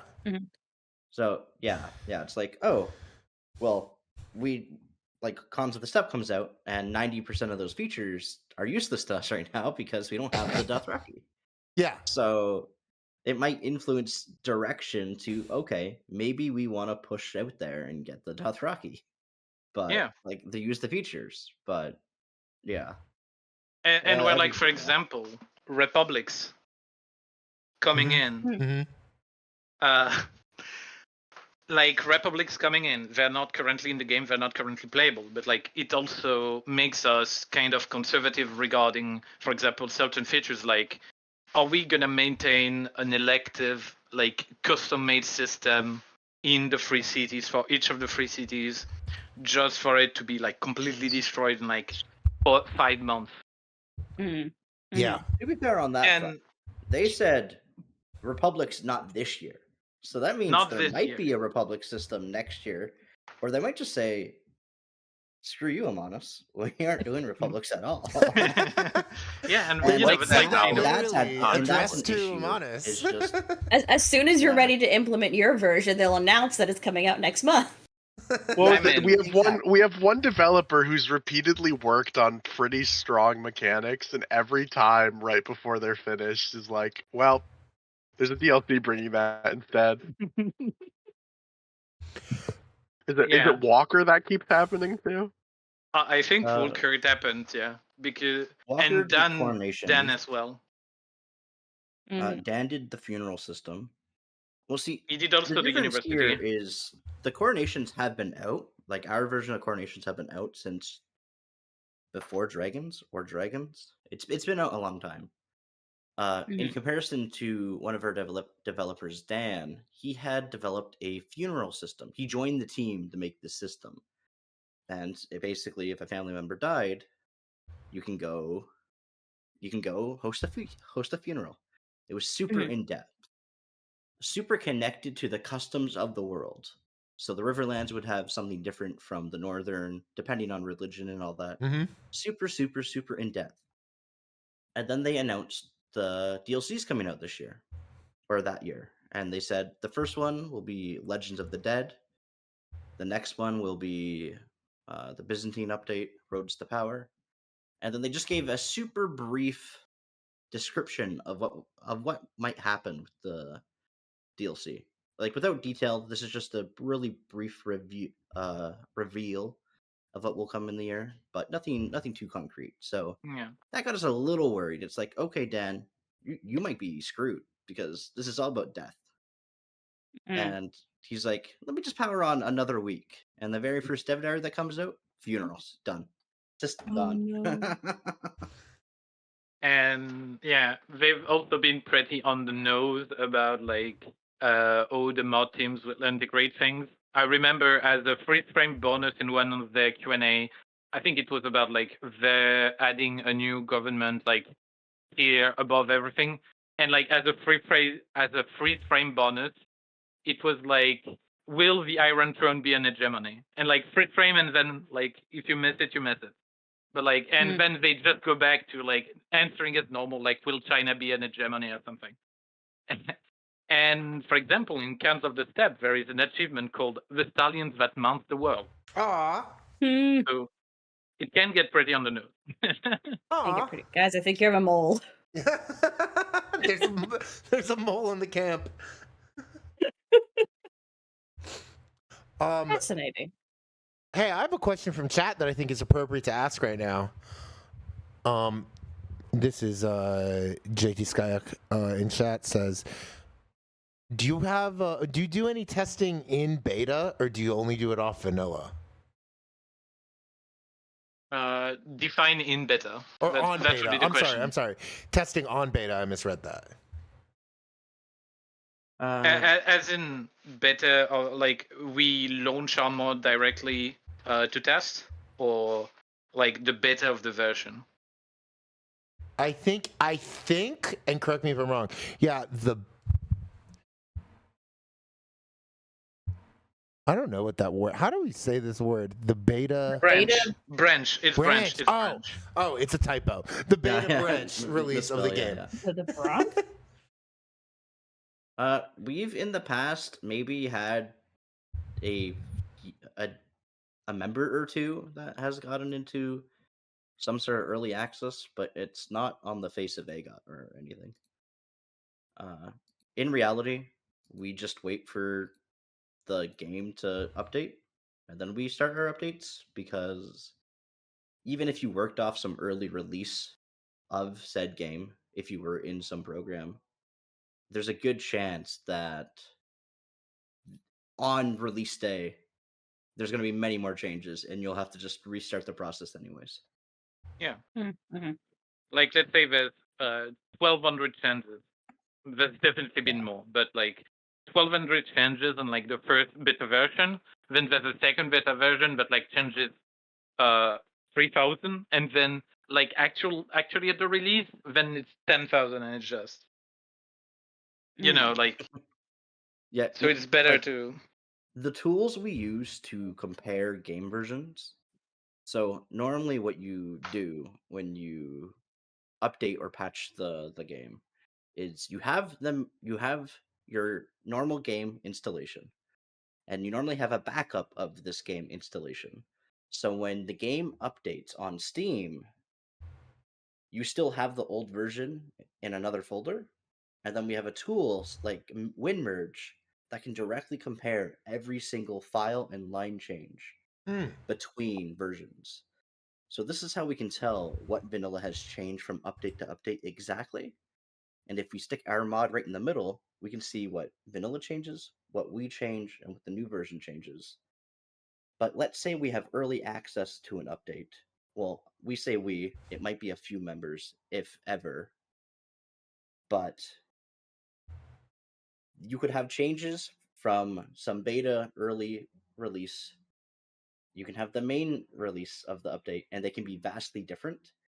So if you base a whole bunch of stuff on this early untested stuff, and the release actually comes out, you have to restart the process anyways. So it's usually better to just wait.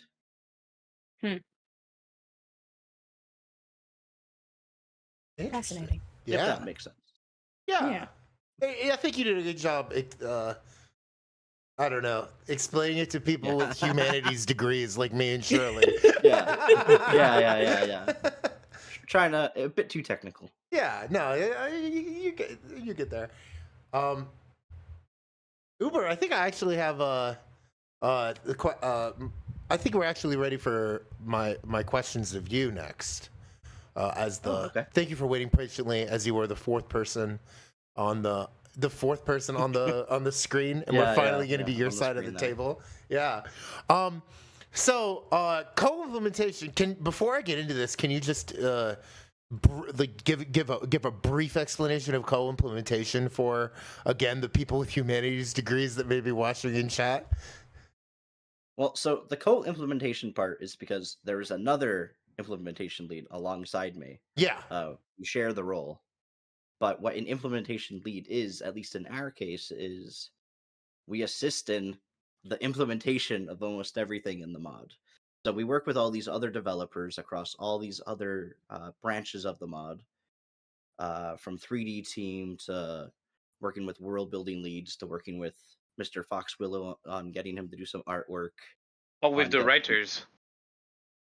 Yes, and coordinating with our localization team or our descriptive writers. We help coordinate everything with all these people, and then we help test to see if their stuff works, and then we can push that towards the pipeline of release. Got it. Yeah. That is, yeah. Oh no, That's how that I is would. what. Okay, so Okay. in with that in mind, and I guess I'll ask you first, but anyone can chime in on this because I think it's general, but I want to hear your take on it first. How do you balance the game's limitations or like the parameters of the mod or of Crusader Kings with like the fandom's expectations for what they want to be able to do in the game? That is a good question. Honestly, I think it would be an interesting, not pivot, but we kind of had to do that for the Dragons update.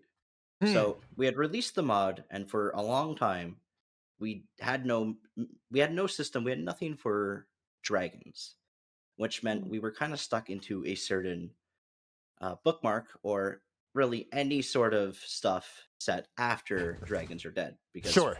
we didn't know how to represent it. Like, we had no idea. There were a few different sub mods or sub additions to our mod which added dragons. People Because liked what it. we did for CK2 didn't work.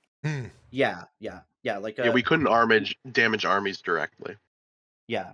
We sat down, and first off, yes, they are right. We didn't have the features in this game to replicate what CK2 did. So CK2's dragons, you press the button, and it would just instantly kill the other army. It would take a whole bunch of morale, kill a bunch of units, and a war is very quickly won. We didn't have that mechanically in this new game, so we couldn't replicate it at all. And if a dragon cannot destroy and damage an army, no one should really take any focus away from something better to work on a mechanic that is really one-sided. So it was definitely juggling what the community expects out of dragons, and also us figuring out ways that we can actually affect an army. And once we learned that we could damage an army in some sort of a way, or more so, I would say, impact the conclusion of an event by just stacking a commander so he's just much more powerful than the others, if he has a dragon or not, that it really let us sit down and say, okay, dragons are possible. What does the community want? And what is possible? And so we made a Reddit thread called like Community Discussion Dragons.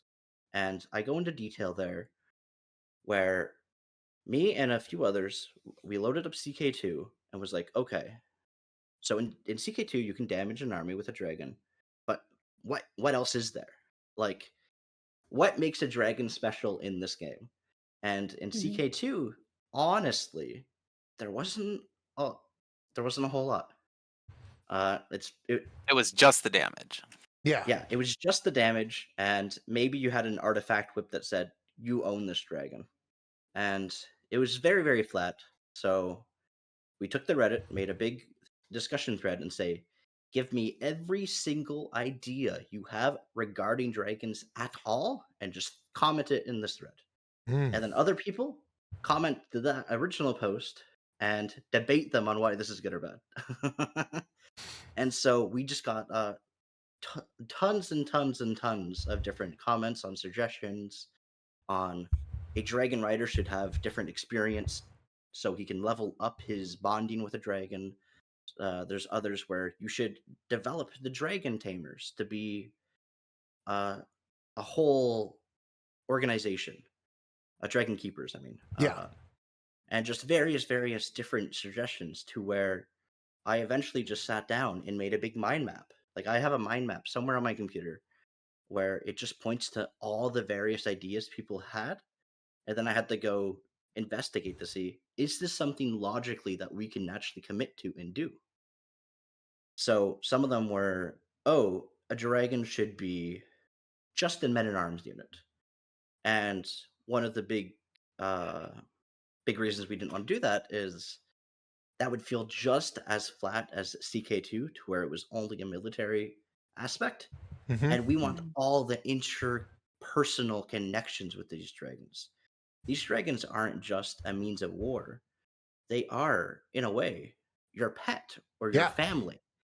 As much as like a modern family loves their dog, Mhm. it's very much that interconnection and that we can develop. If So Fido's we a make mass them murderer. characters. Yes, yeah, yes. If your pet was a mass murderer, yes. But Average cat yeah, owner. so almost exactly, yes. Yeah. But yes, that I think. Let me see if I can find the image because I think later when you edit this together, that it'd be an interesting thing to show. Sure. But yes, it was definitely just Oh yeah. making a big mind map of every idea, and then it was just us evaluating: is this a possible thing we can actually do in game? And so we went feature by feature because the dragon update wasn't one feature called dragons. It's like 17 things that interconnect together to create a experience. Yeah, I think the question is really good, and using dragons is a great example of the Second hurdles. industry, I mean. Yeah, the hurdles for when the game doesn't like let a thing happen, and in this specific case, we had the major part is like kill people, and we couldn't kill people. So we come up with an secondary way to make that happen, and then, like Uber said, is since the damaging army part is a little less effective than we were in CK2, it was do a whole bunch of stuff and make it so that like the experience is far better, even though like that one thing is technically not quite as succinct as it was in CK2. Like do the entire experience, and the dragons having all of their full plethora of traits too. Like what do the dragons have? Like 20 traits specific to them. Oh yeah, like yeah. like With a whole entirely custom art and experience, everything. like much more personality based, all those things, which just wasn't part of how it went before. So yeah, like the original like it's there's like a balance. Oh yeah, that's what I was gonna say. There's a balance, and it's that we want the game to be fun, and we want the game to we want to be very lore accurate. We want to be as lore accurate as possible that like people will still be willing to play the game. And so it's like but gameplay fun is a it's the balance between like what's the lore and what would people expect, and like what's doable and what still makes for a good game.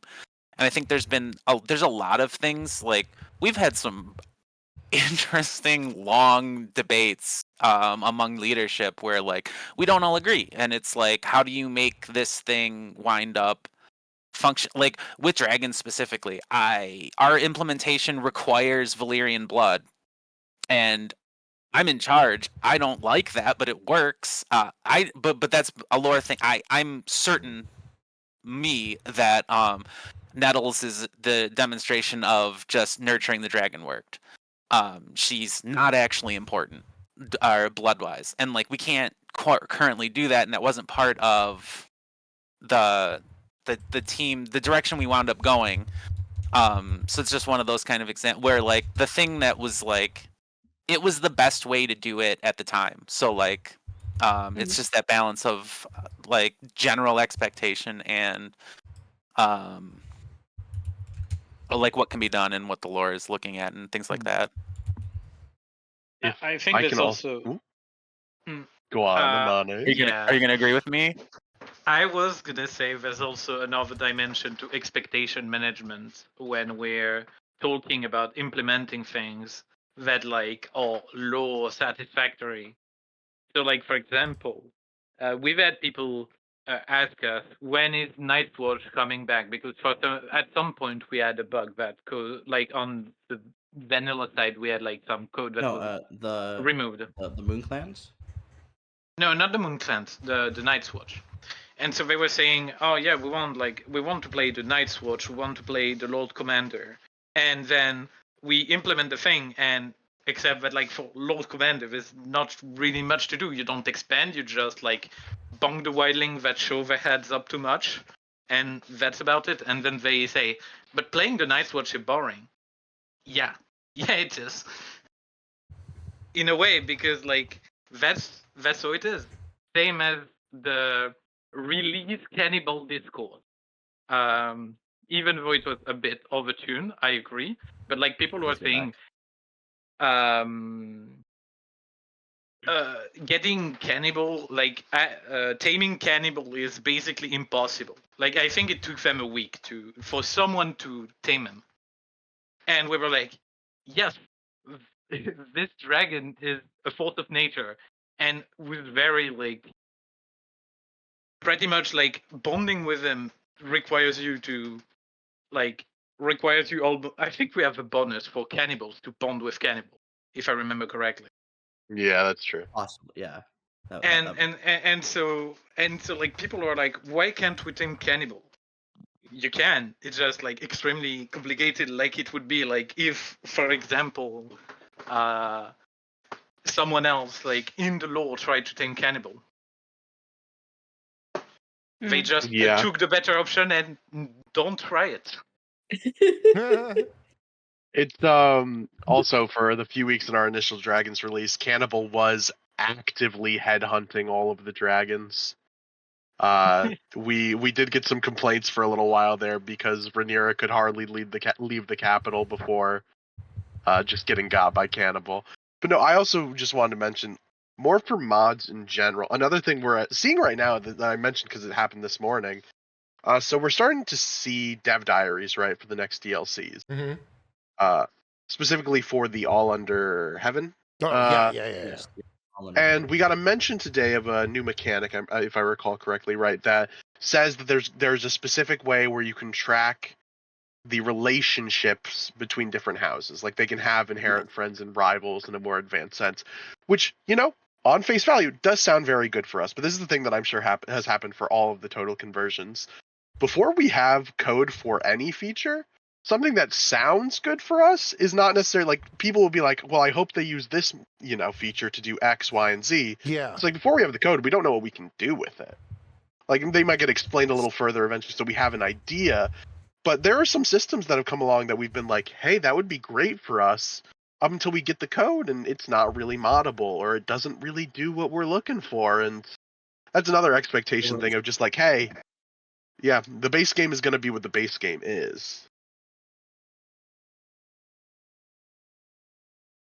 Mirany's in chat said the Night's Watch is a good example. And I agree. You were like, but we want to play the Night's Watch, but it's a punishment, But Shirley, do you feel very vindicated that Cannibal came up? Is that like one of the big things you wanted to talk about? I do love, so when Dom was showing me the game and just like how the game works, When you and we were launch going it, through when you launch the mod, yeah. Yes. And you get to choose all the different sliders. And I just remember reading them and something about Cannibal the Dragon. and I'm just like, free roaming Cannibal the Dragon. And Shirley was like, I don't know what this is, but sign me up. basically, I was like that. I also love that in our notes we have where it specifically mentioned the Phagon slider. Yeah, as Daisy, who's in chat, is a known Phagon cosplayer. But I think it's really cool that it's like you're calling him Phagon, It's part of that like balancing like fandom expectations with like your thing of like, okay, at what point is Phagon like destined to show up in Westeros? Like all the conditions like involving like your the Phagon on your run, and fun because that's fun to me because like where the books have left off, we have so many like, I mean, he's like just touched the shore, right? We have like so many guesses about what's gonna happen and what his like so many educated guesses you can make about his lineage, and I love that that's like something you all had to consider as like. You all had to consider how to toggle all of these educated guesses we can make about this character who is kind of open-ended. You know what I mean? Yeah. Well, he's obviously telling the truth. He obviously is AGOT. That is my educated opinion. That mechanic has had maybe some of the most work, I feel like, over time put into it. The invasion mechanics. Mm-hmm. I just remember, and I tried to sum it up as best I could when I was putting into the changelog. But the creator Dylan had a full like page of notes of like clarifications on how things could happen in X, Y, and Z circumstances. I was like, man, it's a lot of you got to respect a lot of the team members and how much care they put into these things. Here, here. Mm-hmm. Uber, I'm sorry. Did we cut you off earlier when we were talking about Cannibal? Just send a meme in the. It's when you send the Reddit meme. Oh yeah, not really, but no. Back when we released the Dragon update, my favorite thing was all the posts on the Reddit about Cannibal. There's a post I posted in here to where it's like, Cannibal ruined my life. Everywhere I go, I feel him watching, waiting. I feel no man, but that thing, Cannibal, it scares me. And that's just one of my favorite things. Because any player playing with a dragon was sure to encounter him.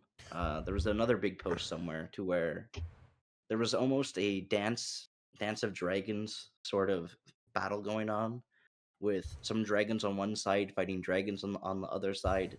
And one of the events we had was a wild dragon nearby can sometimes join a battle. And that happened to someone on the Reddit, to where he is maybe, let's say, Aegon II fighting Rhaenyra in a Dance of the Dragons, and Cannibal comes out of nowhere and attacks both sides, eating their dragons. And I don't know, Dragon release Cannibal was one of my favorite things. And yeah, So I think that also creates quote unquote like a tradition in a way. Like all the things that happen along the history of the mod, many of them like we still remember. Many of them we immortalize, like either among the dev team or as a community. Wasn't it Heartsbane that was the Oh yeah, speedrun? we had Earthsbane with a few, like one of the bodies of Earthsbane at release have 1-0. Also, we had Rendil Tarly doing an invasion at the speed of an armored brigade, rampaging through like Robert's Rebellion at release because we added 1-0 too much to his. No, actually, I think it was 2 or 3 zeros too much, but yeah. So right now there's a gift somewhere of like the last thing you see in Robert's Rebellion, and it's like the flat with like Randy Tarly's face on top of it. Yeah, I think the modifier was supposed to be a des 0.1 to go 10% faster or something, and Yes, and it was like a 1.0. it was coded as 10. So he went 100 times or 100 or 1,000 times faster, and it was so like as long as you had it equipped, your army would just go. Randall We the shouldn't have Flash fixed it. Tarly, love it. I mean, is it canon or like so spake Martin that his words are first in combat? Like, Well, I don't at know that release, one. I don't know, but at release, it sure was. yeah, exactly. Yeah, you did your jobs as far as I'm concerned. And yeah, and so there's like this whole tradition, like for example, for a time. First in battle. First in battle. You were First just in battle. following the house words. First in battle. I mean, that's supposed to be really like good coincidence. that's supposed to be like a meta thing of like he beats Robert and Sam beats another. But also it means he was really fast. Yeah. Yeah. It also means he's just there. Yeah.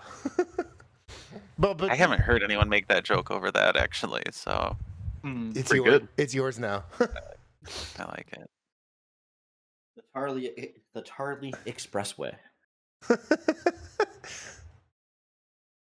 We had the Bane Forts also, the Bane Forts issue, where like they made I don't know what we put, but we gave them like some Valerian steel, and the bonus was so hilariously overtuned that like basically it made the knights commanders in battle like hilariously overpowered as well.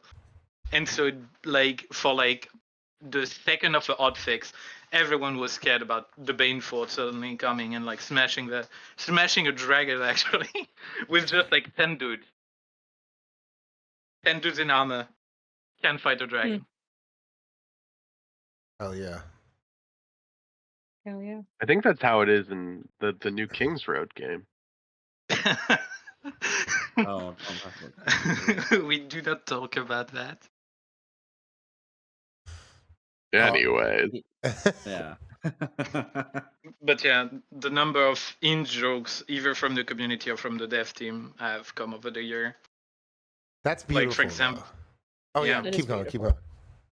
That's how I got my Dragonbane moniker, because as I was getting ready with one of the co-leads of implementation to like release Dragon early for, I think it was our content creator, I accidentally destroyed the Dragon branch with all our work on it. And so it panicked everyone. Oh no. Yeah. You deleted the entire Dragon branch itself. Yes! I deleted the entire Dragon branch. Just like Aegon the Third would want. I'm proud of you. Yeah, like and that's why I'm Dragonbane now. Exactly. I don't even know how we would tell the community if there wasn't a way to have reversed it, / if there wasn't a way to get our work back. Like we had been like 13 dev diaries in. So the community knows a lot of the details, and the community was Amanes also had painful to deal with at that time. Oh yeah. They were This is so the only ready. way to keep Cannibal contained.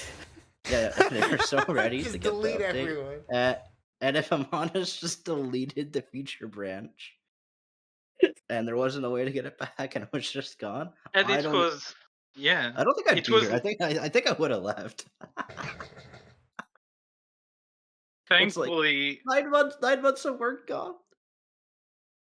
Thankfully, we salvaged it. But like it was even worse, as like it had already been in the hands of the content creators. So like there were going to be videos about it, and then like the branch destroyed. Oh wow. Well, to be fair, because we had given it to them, we had their version, so we still had backups. Oh, good. Yeah. It's just the reality. If that happened, what would we say to the community? Oops. Yeah. It's like, oops. Dragons Whoopsies. canceled, and dragons are never coming back because I'm not recoding them. Feature's done. Sorry, guys. I don't know. Try. Have you tried Wildfire? Maybe that'll work. Aegon the Fourth. Yeah. Well, we're coming close to the end of the interview. We've had general questions, so questions for all four of you.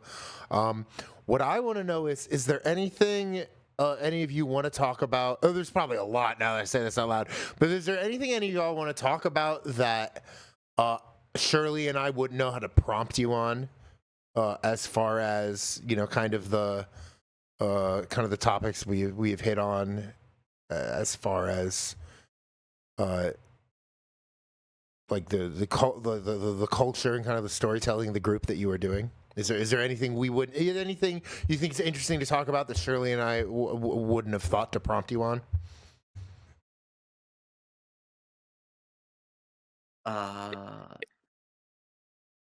That is a pretty good question, actually. You guys just know so much.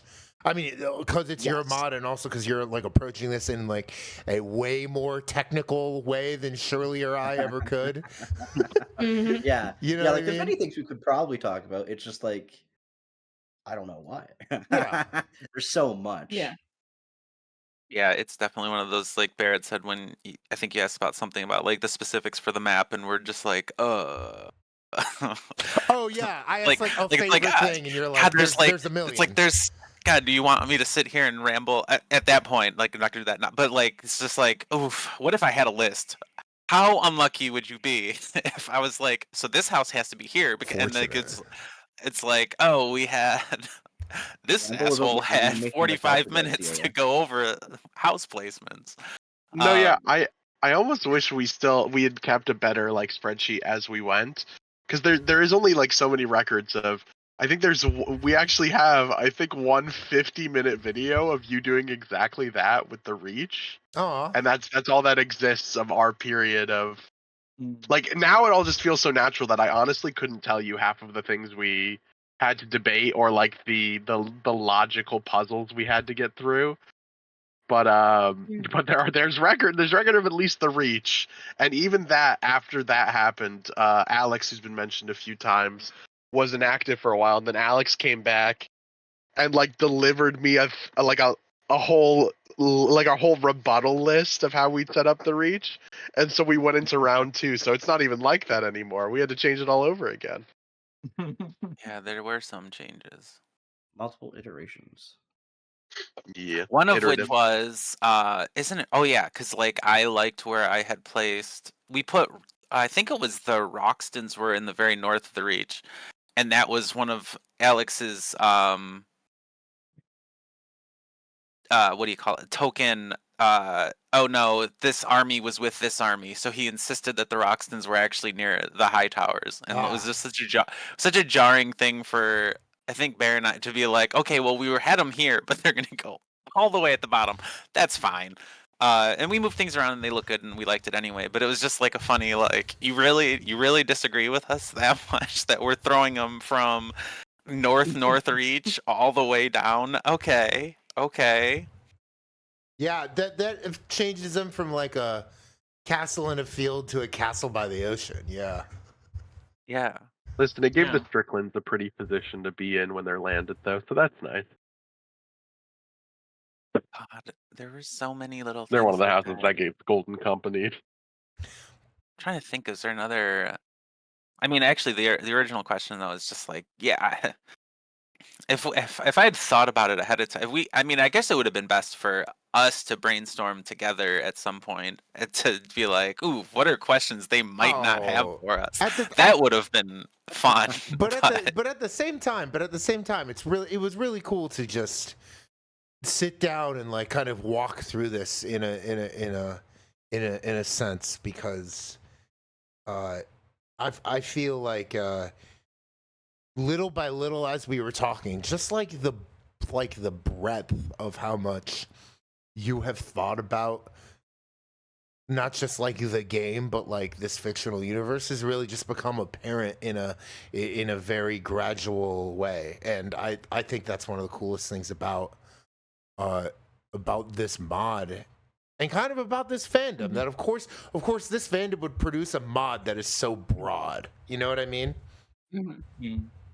Yeah, and one of the things with that is just like that the game.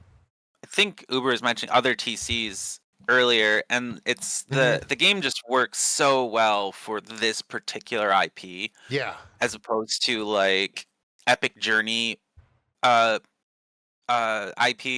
where it's like you just follow a couple characters and you don't have the like lists of houses and kingdoms and the like Dougal setups that you do in Game of Thrones, where it like and then people wind up it's just a throwaway line of, oh, this house has this sigil on their banner, and then like you continue, but someone is like, I love that house now, and there's no named characters for it even. You just have the banner and stuff like that. So it just works really well. The game works for what we're making. Oh, that's why I wound up in a completely different spot. I was gonna say that I like the way we put things in debate and have like the breadth like you were talking about, and like who knows what things. And I think one of the things that I like about our mod is that we generally do some like give and take. So it'll be like if like one person's theory crafting isn't the thing that goes into every single part of the mod. So it's like it's actually like an amalgamation of community and our team's like beliefs. Like I said, like I thought Bear was going to say earlier, because I had an early thing where I just really didn't want Aegon to be fake just to spite the community that insists that he has to be a Blackfire, Yeah. because all the people that well, actually, there's a correlation between people that are very, very Blackfire fanboys and being problematic posters in our Discord. So it's like, just to spite them, I was like, he's not even a Blackfire. And stuff like that. But like, I hold that opinion. But yeah, I think there's also like one aspect we haven't talked about too much is like mod canon, the way we create things, the way we feel things. Like for example, the fact that Bear and Fox probably have spent more time arguing about like what a landed knight is and what is a lord. What is the difference between the two? It's not as simple as people make it out to be. Okay, it's not as simple. Yeah. oh god, yes. And Hedge Knight, Landed Knight, Lord. yeah. There's not. I wish we could just get like a book from the Citadel explaining civics. Yeah. No, we don't want that because it'll ruin the mod. Yes. Like Eric mentioned before. now, If the we people got on a this call if don't we want got a that. hard answer, it would We have made a be decision, yeah. the worst.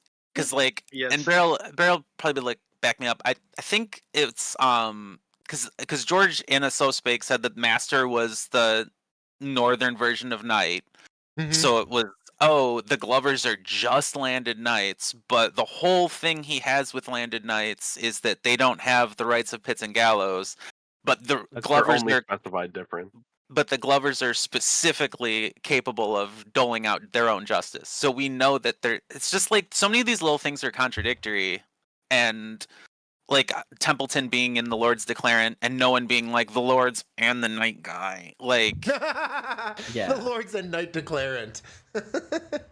and then one of our little point is like, I think there's two people. It's either just Templeton and one other lord, or but Sansa's like the lord's left, and I'm like, he's a lord.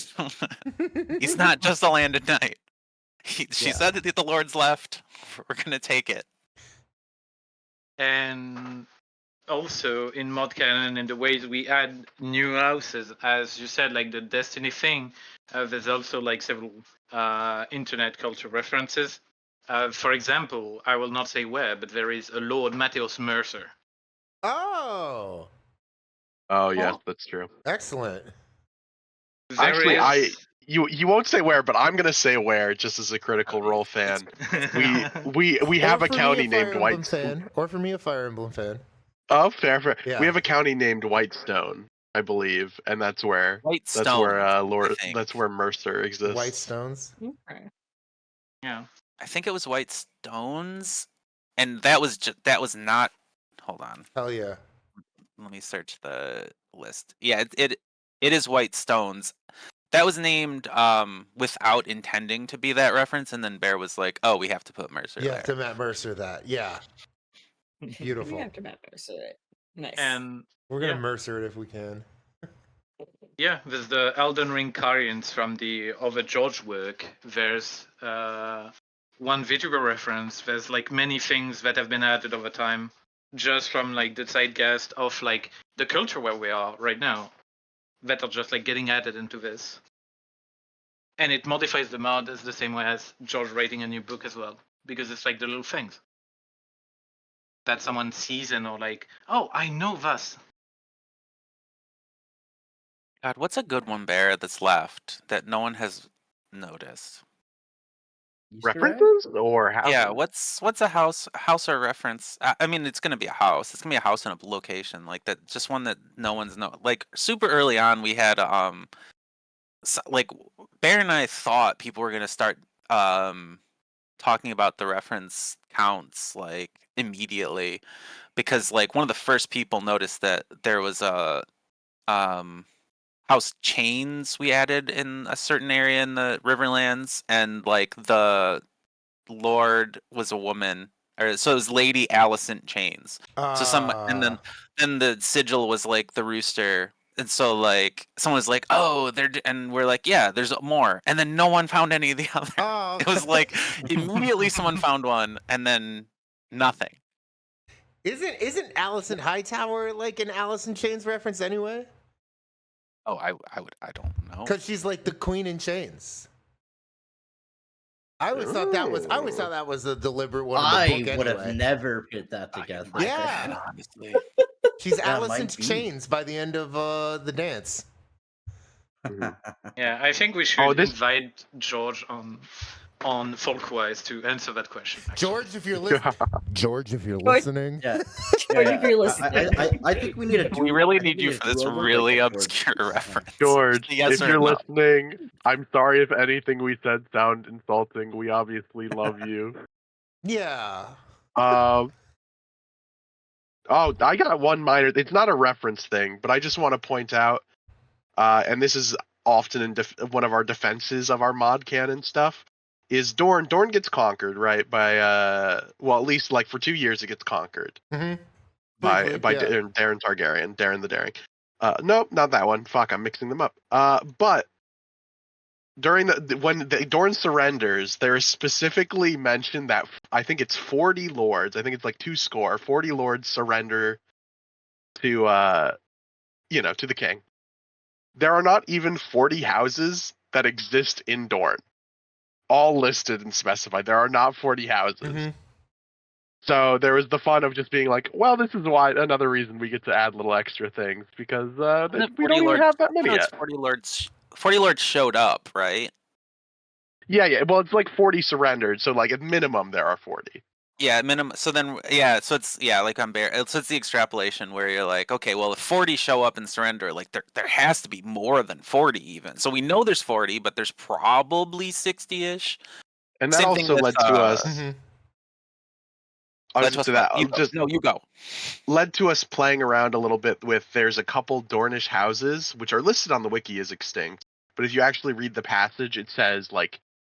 It specifies something like 2 of 5 died at the end of this war, but then doesn't mention them dying again. So there are several houses in Dorne that are just kind of like old kingly houses that might not even be alive, but we were like, hey, there's nothing that specifically says they're dead, and we want to use houses that are actually canon. Yeah. So I got my friends House Wade, House Brooks, and House Breyer. Gotta fill the quota. Yeah. You have a you have a quota to hit. You've got your standards for the end of the term. You got to be like, hey, we got to get to 40 somehow, and not stop there. Yeah, I mean, the next time we add but more mod canon houses, we got to get some Greenblood houses in there for you, some orphan houses. You know, I love the orphans. No, I Shirley can tell you, I squealed. I was like, yeah, orphans of the green blood. So excited. Let's get some. Yeah, I just, I would love if 10,000 Ships was an HBO spinoff, if they actually made 10,000 Ships, because I want to know way more about Nymeria. That's like a corner of like the ancient lore I want to know more about. So love the orphans. Like when we were going through the map and you discovered that, and then you were like this is what I'm talking about. Like who would notice or care or blame them if they did not include this? And I'm like, well, obviously you found it and we're very excited about it. So like, ways, you're the target audience. Every player is the target audience for a different thing. Like I think someone was alluding to earlier. Yeah. Yeah. Someone loves every minor thing for whatever reason. Yeah. Whether you can be contrarian or you can just be the person that's like, no, I really know the lore better than everyone else. That's why I like this super obscure thing. I was trying to think. And we tried to do that. I was trying to think. That's why I'm glad to make Fagon real. In like I've been thinking about this in the back of my mind. Like what's like the most obscure like character I've ever seen cosplayed at like a convention? And it's like a similar thing where it's like, okay, like the guy I know who cosplayed what's his name? Ardrian Celtigar. Like you've probably done like a Celtigar thing that you don't think anyone has noticed, but like there's one guy who like had a crab cape like printed, who had like a custom crab cape printed, who loves that you came through for the Celtigars. You know what I mean? Fox honestly might be the one with the custom crab cape. He lives in Chicago. His You name's do Keith. have He's got a your crab deep cake. appreciation of the Celticars. I remember. Yes. I did have a long Celtigar run once. Hell yeah. Yeah. And one of the mod cannon things, I think it's mod cannon, that we named the axe pincer. Right? Yeah. The Valyrian still axe. Yeah, we know Yeah. they have an axe, but we They don't have know a- that. yeah. Yeah, it's called pincer. Oh yeah. Nice.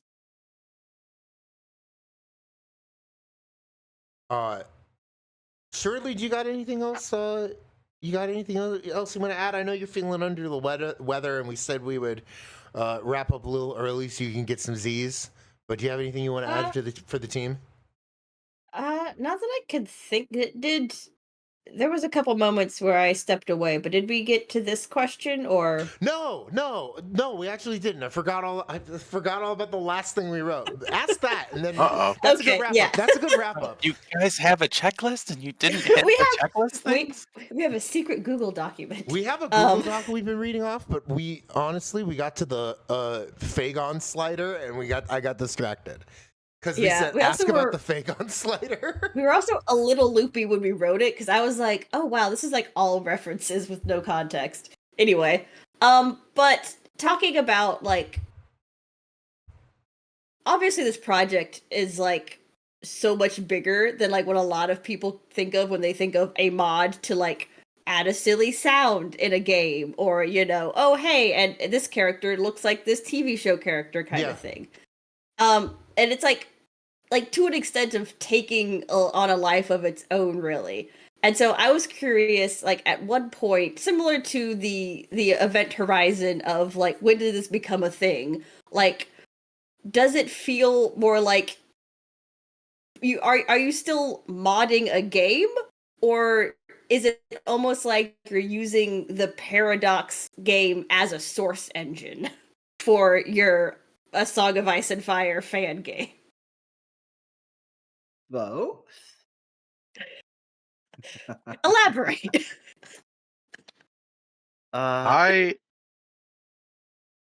Do you know what you want to say, Uber? Or do you need a second?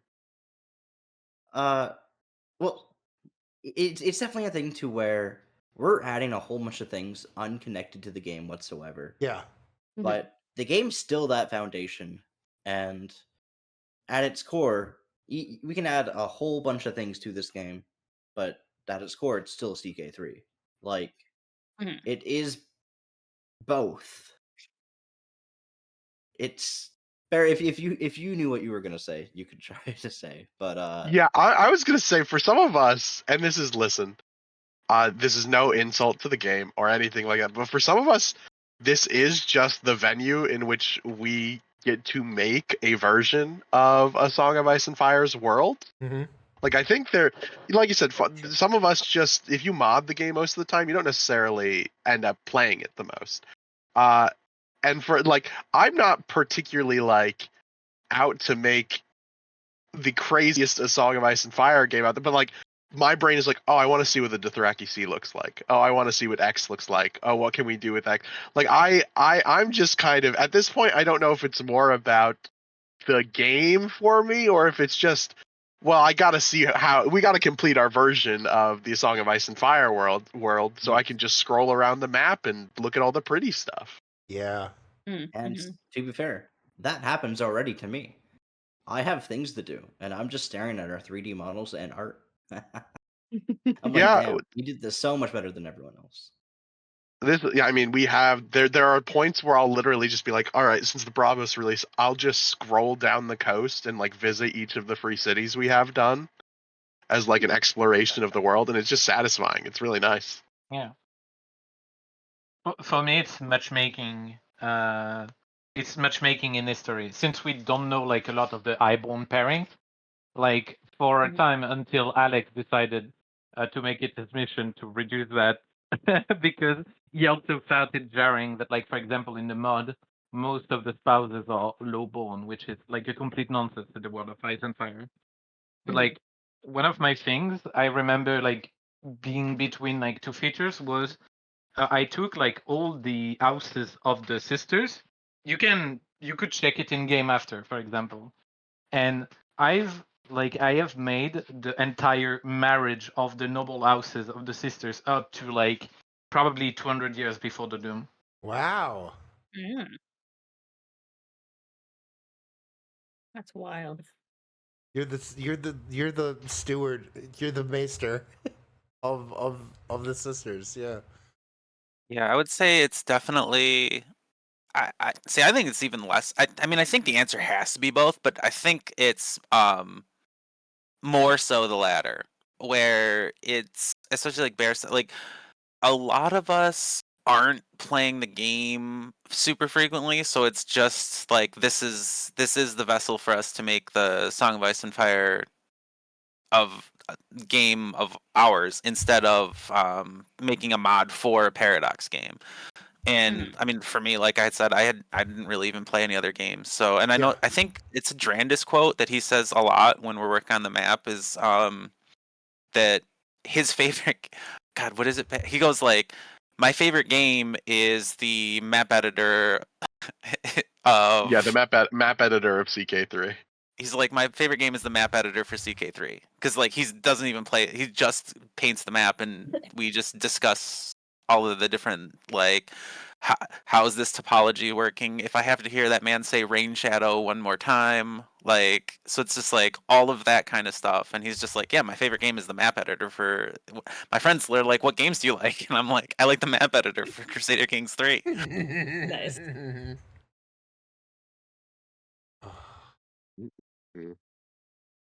But at the same time, we're still very much constrained within CK3. And like, if CK3 cannot do a thing, we can do it. Like, there's no going around it. There's no, yeah. Yeah, there are roadblocks, and there's also a lot of stuff. I can't even. It's gonna be one of those like I can't really think of the exact example, but Uber might have like just a spot where we decided for lore reasons like we're just gonna change the way the game works. Oh yeah. I don't have any examples, but yeah. I know, but But it's something that there's happens probably a enough that you're good all like, yeah, five where because I noticed it does pop. God, I wish I could, but I know there's something will pop up on the Reddit once in a while where someone's like, "Oh, I went to play vanilla," and like the game isn't like that. And it's and it's like yeah they just played enough AGOT that then they went to go play vanilla and like the feature just wasn't there or functioned completely differently. The economy doesn't work. Like, the economy does not work like CK3. With I remember nerfing it like 5 times. Yeah, our That's economy one is of them. different. Or one example but that it's not. I don't think it's the one Fox is talking about because I Yeah. think that happened semi recently. But but not an gonna go on, I'm example of sorry. thing. I know Yeah. you know the answer, but you don't know the answer. Yeah. An example that might happen in the future. BC. Yeah, would be like something that Bear pointed out to me that like, what do you mean? Like in the north, due to the way CK3 works, Ned can just repudiate Cat for like 100 piety, which is like not that much, all things considered. And I remember Bear like finding this very jarring and like, we need to change this. Yeah, it was something like divorce is allowed. Like they have no religious central head, so it's like, oh well, you can set up divorce, but there was literally no negative, including from the family, because it was like, oh, the religion allows it. It's like I feel like they'd still be upset you did it though. Yeah. Even if you're allowed to. Yeah.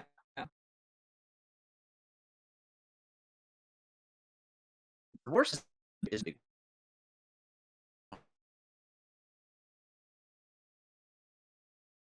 The map.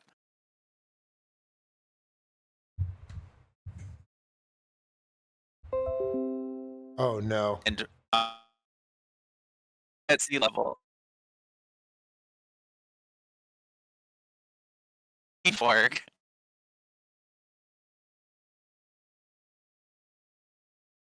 If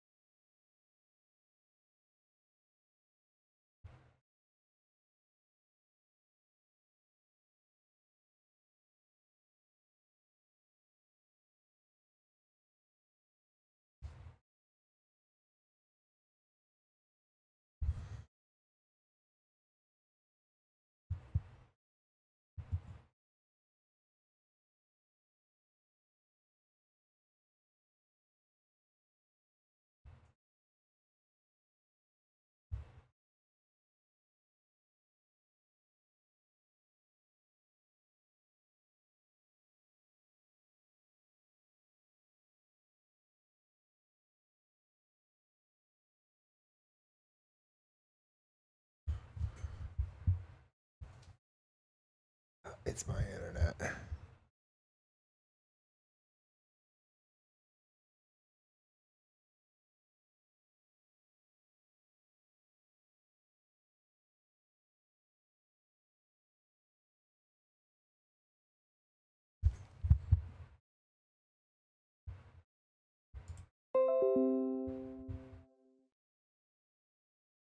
Oh, I think I'm back. Okay. welcome We're back. back. I was like, Hi. what does that mean for stream? Your That's stream it. is dead. This, Yeah. The stream's dead. Stream is now back. Stream is now back. back. It looks like stream Oh. live but unstable. Hi Just like everyone. me. You were thought of that. I think I'm changing internet service providers this week. I hate my internet so much. Oh boy. So we cut wait, off I'm not on the whoever phone. was speaking there. I think we So I swapped think we were around. Yeah, we were just Yeah. closing. We were just kind of being like, oh, well, we can ramble forever. Yeah, But we did Yeah. swap Yeah. around. Oh yeah, Uber, you're now Shirley. Okay, well, glad okay. There we go. when's the next time you're gonna co-host with me, Uber? The recording is still going. there on are now my end, two though. Amanes. There. Oh yeah, Amane. true. What happened? What? Double Amanes. And I'm I just in the Did somebody duplicated. leave? I duplicated. Well, you did leave. Yeah, you left. Well, I left, but I'm back. Yeah. Yeah. I'm at the bottom. I see yeah, that. The order's different because You didn't turn your the camera order's back different on, because so it swapped. So it's Oh, differently ordered True. because it prioritizes the format. Yeah. Oh, my bad. Zing. Here we go. Okay, Well, now it we're. doesn't Hi pull everyone, up. now There we're we all go, back. whatever. Okay, I hate my internet, and I'm changing it. Okay. Yay. Yeah. Well, that seems like a, I don't know, good or bad time to wrap up the interview. No. I think feel we Okay, yeah. figured out Timing. it's like either stop you. now or go on for another 8 hours. Yeah, So. which I would love to, but like we said, Shirley's sick. I'm sleep deprived, and we're all in different time zones. Well, we're not all in different. Some of us are in time Yeah. zones. Some Yeah. of us are in People time are in zones. time Well, zones. all Some of us are in time zones. Is I mean- anyone not in a time zone right now? I'm definitely not in a time zone. It's currently 5:22 a.m. on a I- weekday. Oh, And I Sure, am going Amanes to- is with the I'm rest so of us. sorry. We're all You're- together. What a I'm gonna just go trooper. to bed. And I will hate myself whenever I wake up tomorrow, but I think it's, you know, Well, rambling. that's just the human condition. I don't know. Well, Live but unstable. Okay, thank you for adding that chat command there. Some of us are in time zones, Shirley. Well, hey, I want to specifically say, Amanes, thank you so much for staying up, waking up early. Thank you for staying up. Hasn't slept. I can't believe it, but I'm proud of you. Everyone else, thank you for spending the evening talking to us. That was it's so cool that we can have so many of you on and talk about this. Like I said, like the breadth and depth, but also just like the conversations we had today are like evolved in such cool, unexpected ways, and I am very happy we made this happen. Yeah, the people in chat are already getting on it, but ladders in chat for the mod team. Thank you so much for sitting down with us. Yeah. As we were saying while offline, there's so much history of the mod that at this point, like, we could pick anything like for example, your ASP acting up, and I could find like 3 anecdotes of suddenly like our entire infrastructure going down because it went too heavy on the network load, and it took us like almost a month to change providers and everything. Oh, GitHub wanting to rip us off. Get lab. And then the git bloat, which meant that like anyone with less than 100 megabytes per second was failing to clone the repository. Yeah, good times. Anyone who didn't have gigabit just couldn't Good- download that version of the mod. Good times. Sounds fun and normal. Yeah. As it turns But yeah, out, yeah. as you try to close out the stream, you brought in a bunch of yabberers. So Yeah. So that's completely avoiding discussing all of the lunatics. So Okay, no. You 3, brought on maybe a whole 4 bunch of dragons. You brought on a whole lot of professional ramblers. Good. It's okay. I mean, it was a great 2 hours of professional rambling, and I am very happy to have let you yap for so long. It's literally what folklorists do. Just Yeah. find professional ramblers. People ask what I do like at my job, and I'm like, I basically just like I find people who know traditions and let them talk. No, good. And sometimes I spend an entire weekend outside in Florida, letting people play music. But and then I do want to say, History of Westeros says he has 611 hours of CK3, most of it on Twitch. And the vast majority of that your guys' mod, because he plays every Friday. Yes. Would you like to know my playtime on Crusader What's your? Kings? Oh yes. oh god, That's cheating. My playtime, as of speaking, is 8,000 hours. 8,020 hours. Me now. Fox's I might be know it worse because Fox leaves the game on for 24 hours even when he's gone. Okay, yeah, I'm at 10. Counts. I passed 10,000 recently. At some point, does it stop counting? What No, it just decimal point keeps can it do? going. But I have only actually played that maybe 20 hours. Like a normal gameplay, maybe 20 hours. Like, yeah, the game on and me not touching it or doing map modding. It's so cool that like all of you are like so many hours into this game, but I couldn't just be like, have any of you played Rum? Like, have any of you played like, have any of you done like the Molly? You know, like, no, those are real. I've real never kingdoms. played Molly. I have played Rum. Okay, you have played Rum. Cool. You know. I But mean, yeah, he exactly. has played Rum because he has done the Kingdom of Heaven mod. He's done the what was that? He has worked on Kingdom of Heaven, if I remember correctly. Oh well. Again. Oh yeah. How I started. That's how I started the show, and I'm really trying to watch that movie sometime. I'm really trying to watch that. I'm now getting director's cut's the way to go. Director's cut is the way to go. You are so right. I was getting like YouTube shorts recommended to me, and I'm just like, hey, I just need to sit down and watch this movie again. All right. Ladders in the chat for everyone. Fox, Bear, Amanes, Uber. Thank you so much for coming on. Thank you for doing the Gamer Oral History with us.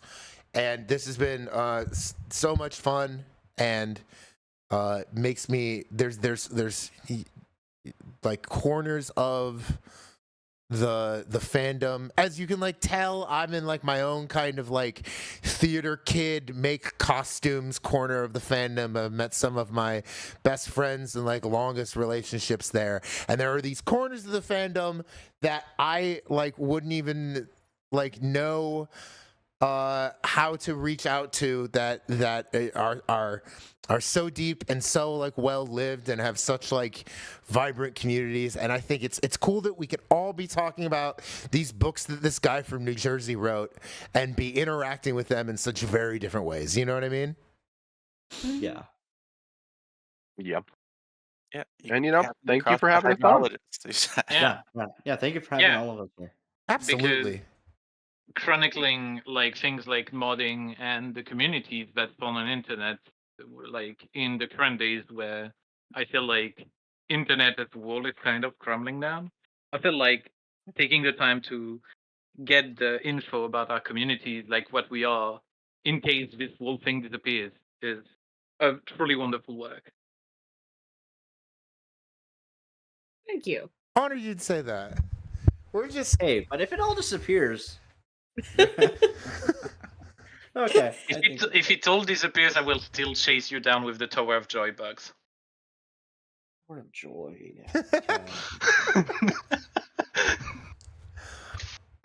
I need to release my Tower of Joy among us. I can't be chased down for. Did you change the light bulb yet? No, the Oh, light yeah, bulb has that's been the sitting on a shelf, okay? It's been sitting on a shelf since Dragons, okay? obvious. Yeah. The gift of changing the light bulb, which ends up into a world expedition. This is Tower of Joy. If you guys want us gone, you're probably gonna have to kick us out the room. All right, let's. We're like a Midwest goodbye out here. Hey, I grew up in Ohio. I love 45 there you minutes go. of whelp and looking around the party before you get your keys out of your pocket. I'm used to that. Oh yeah. The knee slap. Yeah. Yep. Well.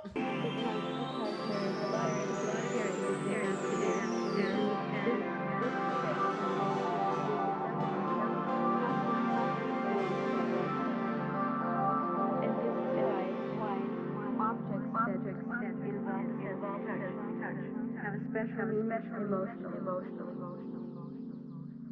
Quilts have had meaning on many levels. Making quilts helped me to get a sense of my own space, sense of finding my way, sense of really working my way out of the labyrinth.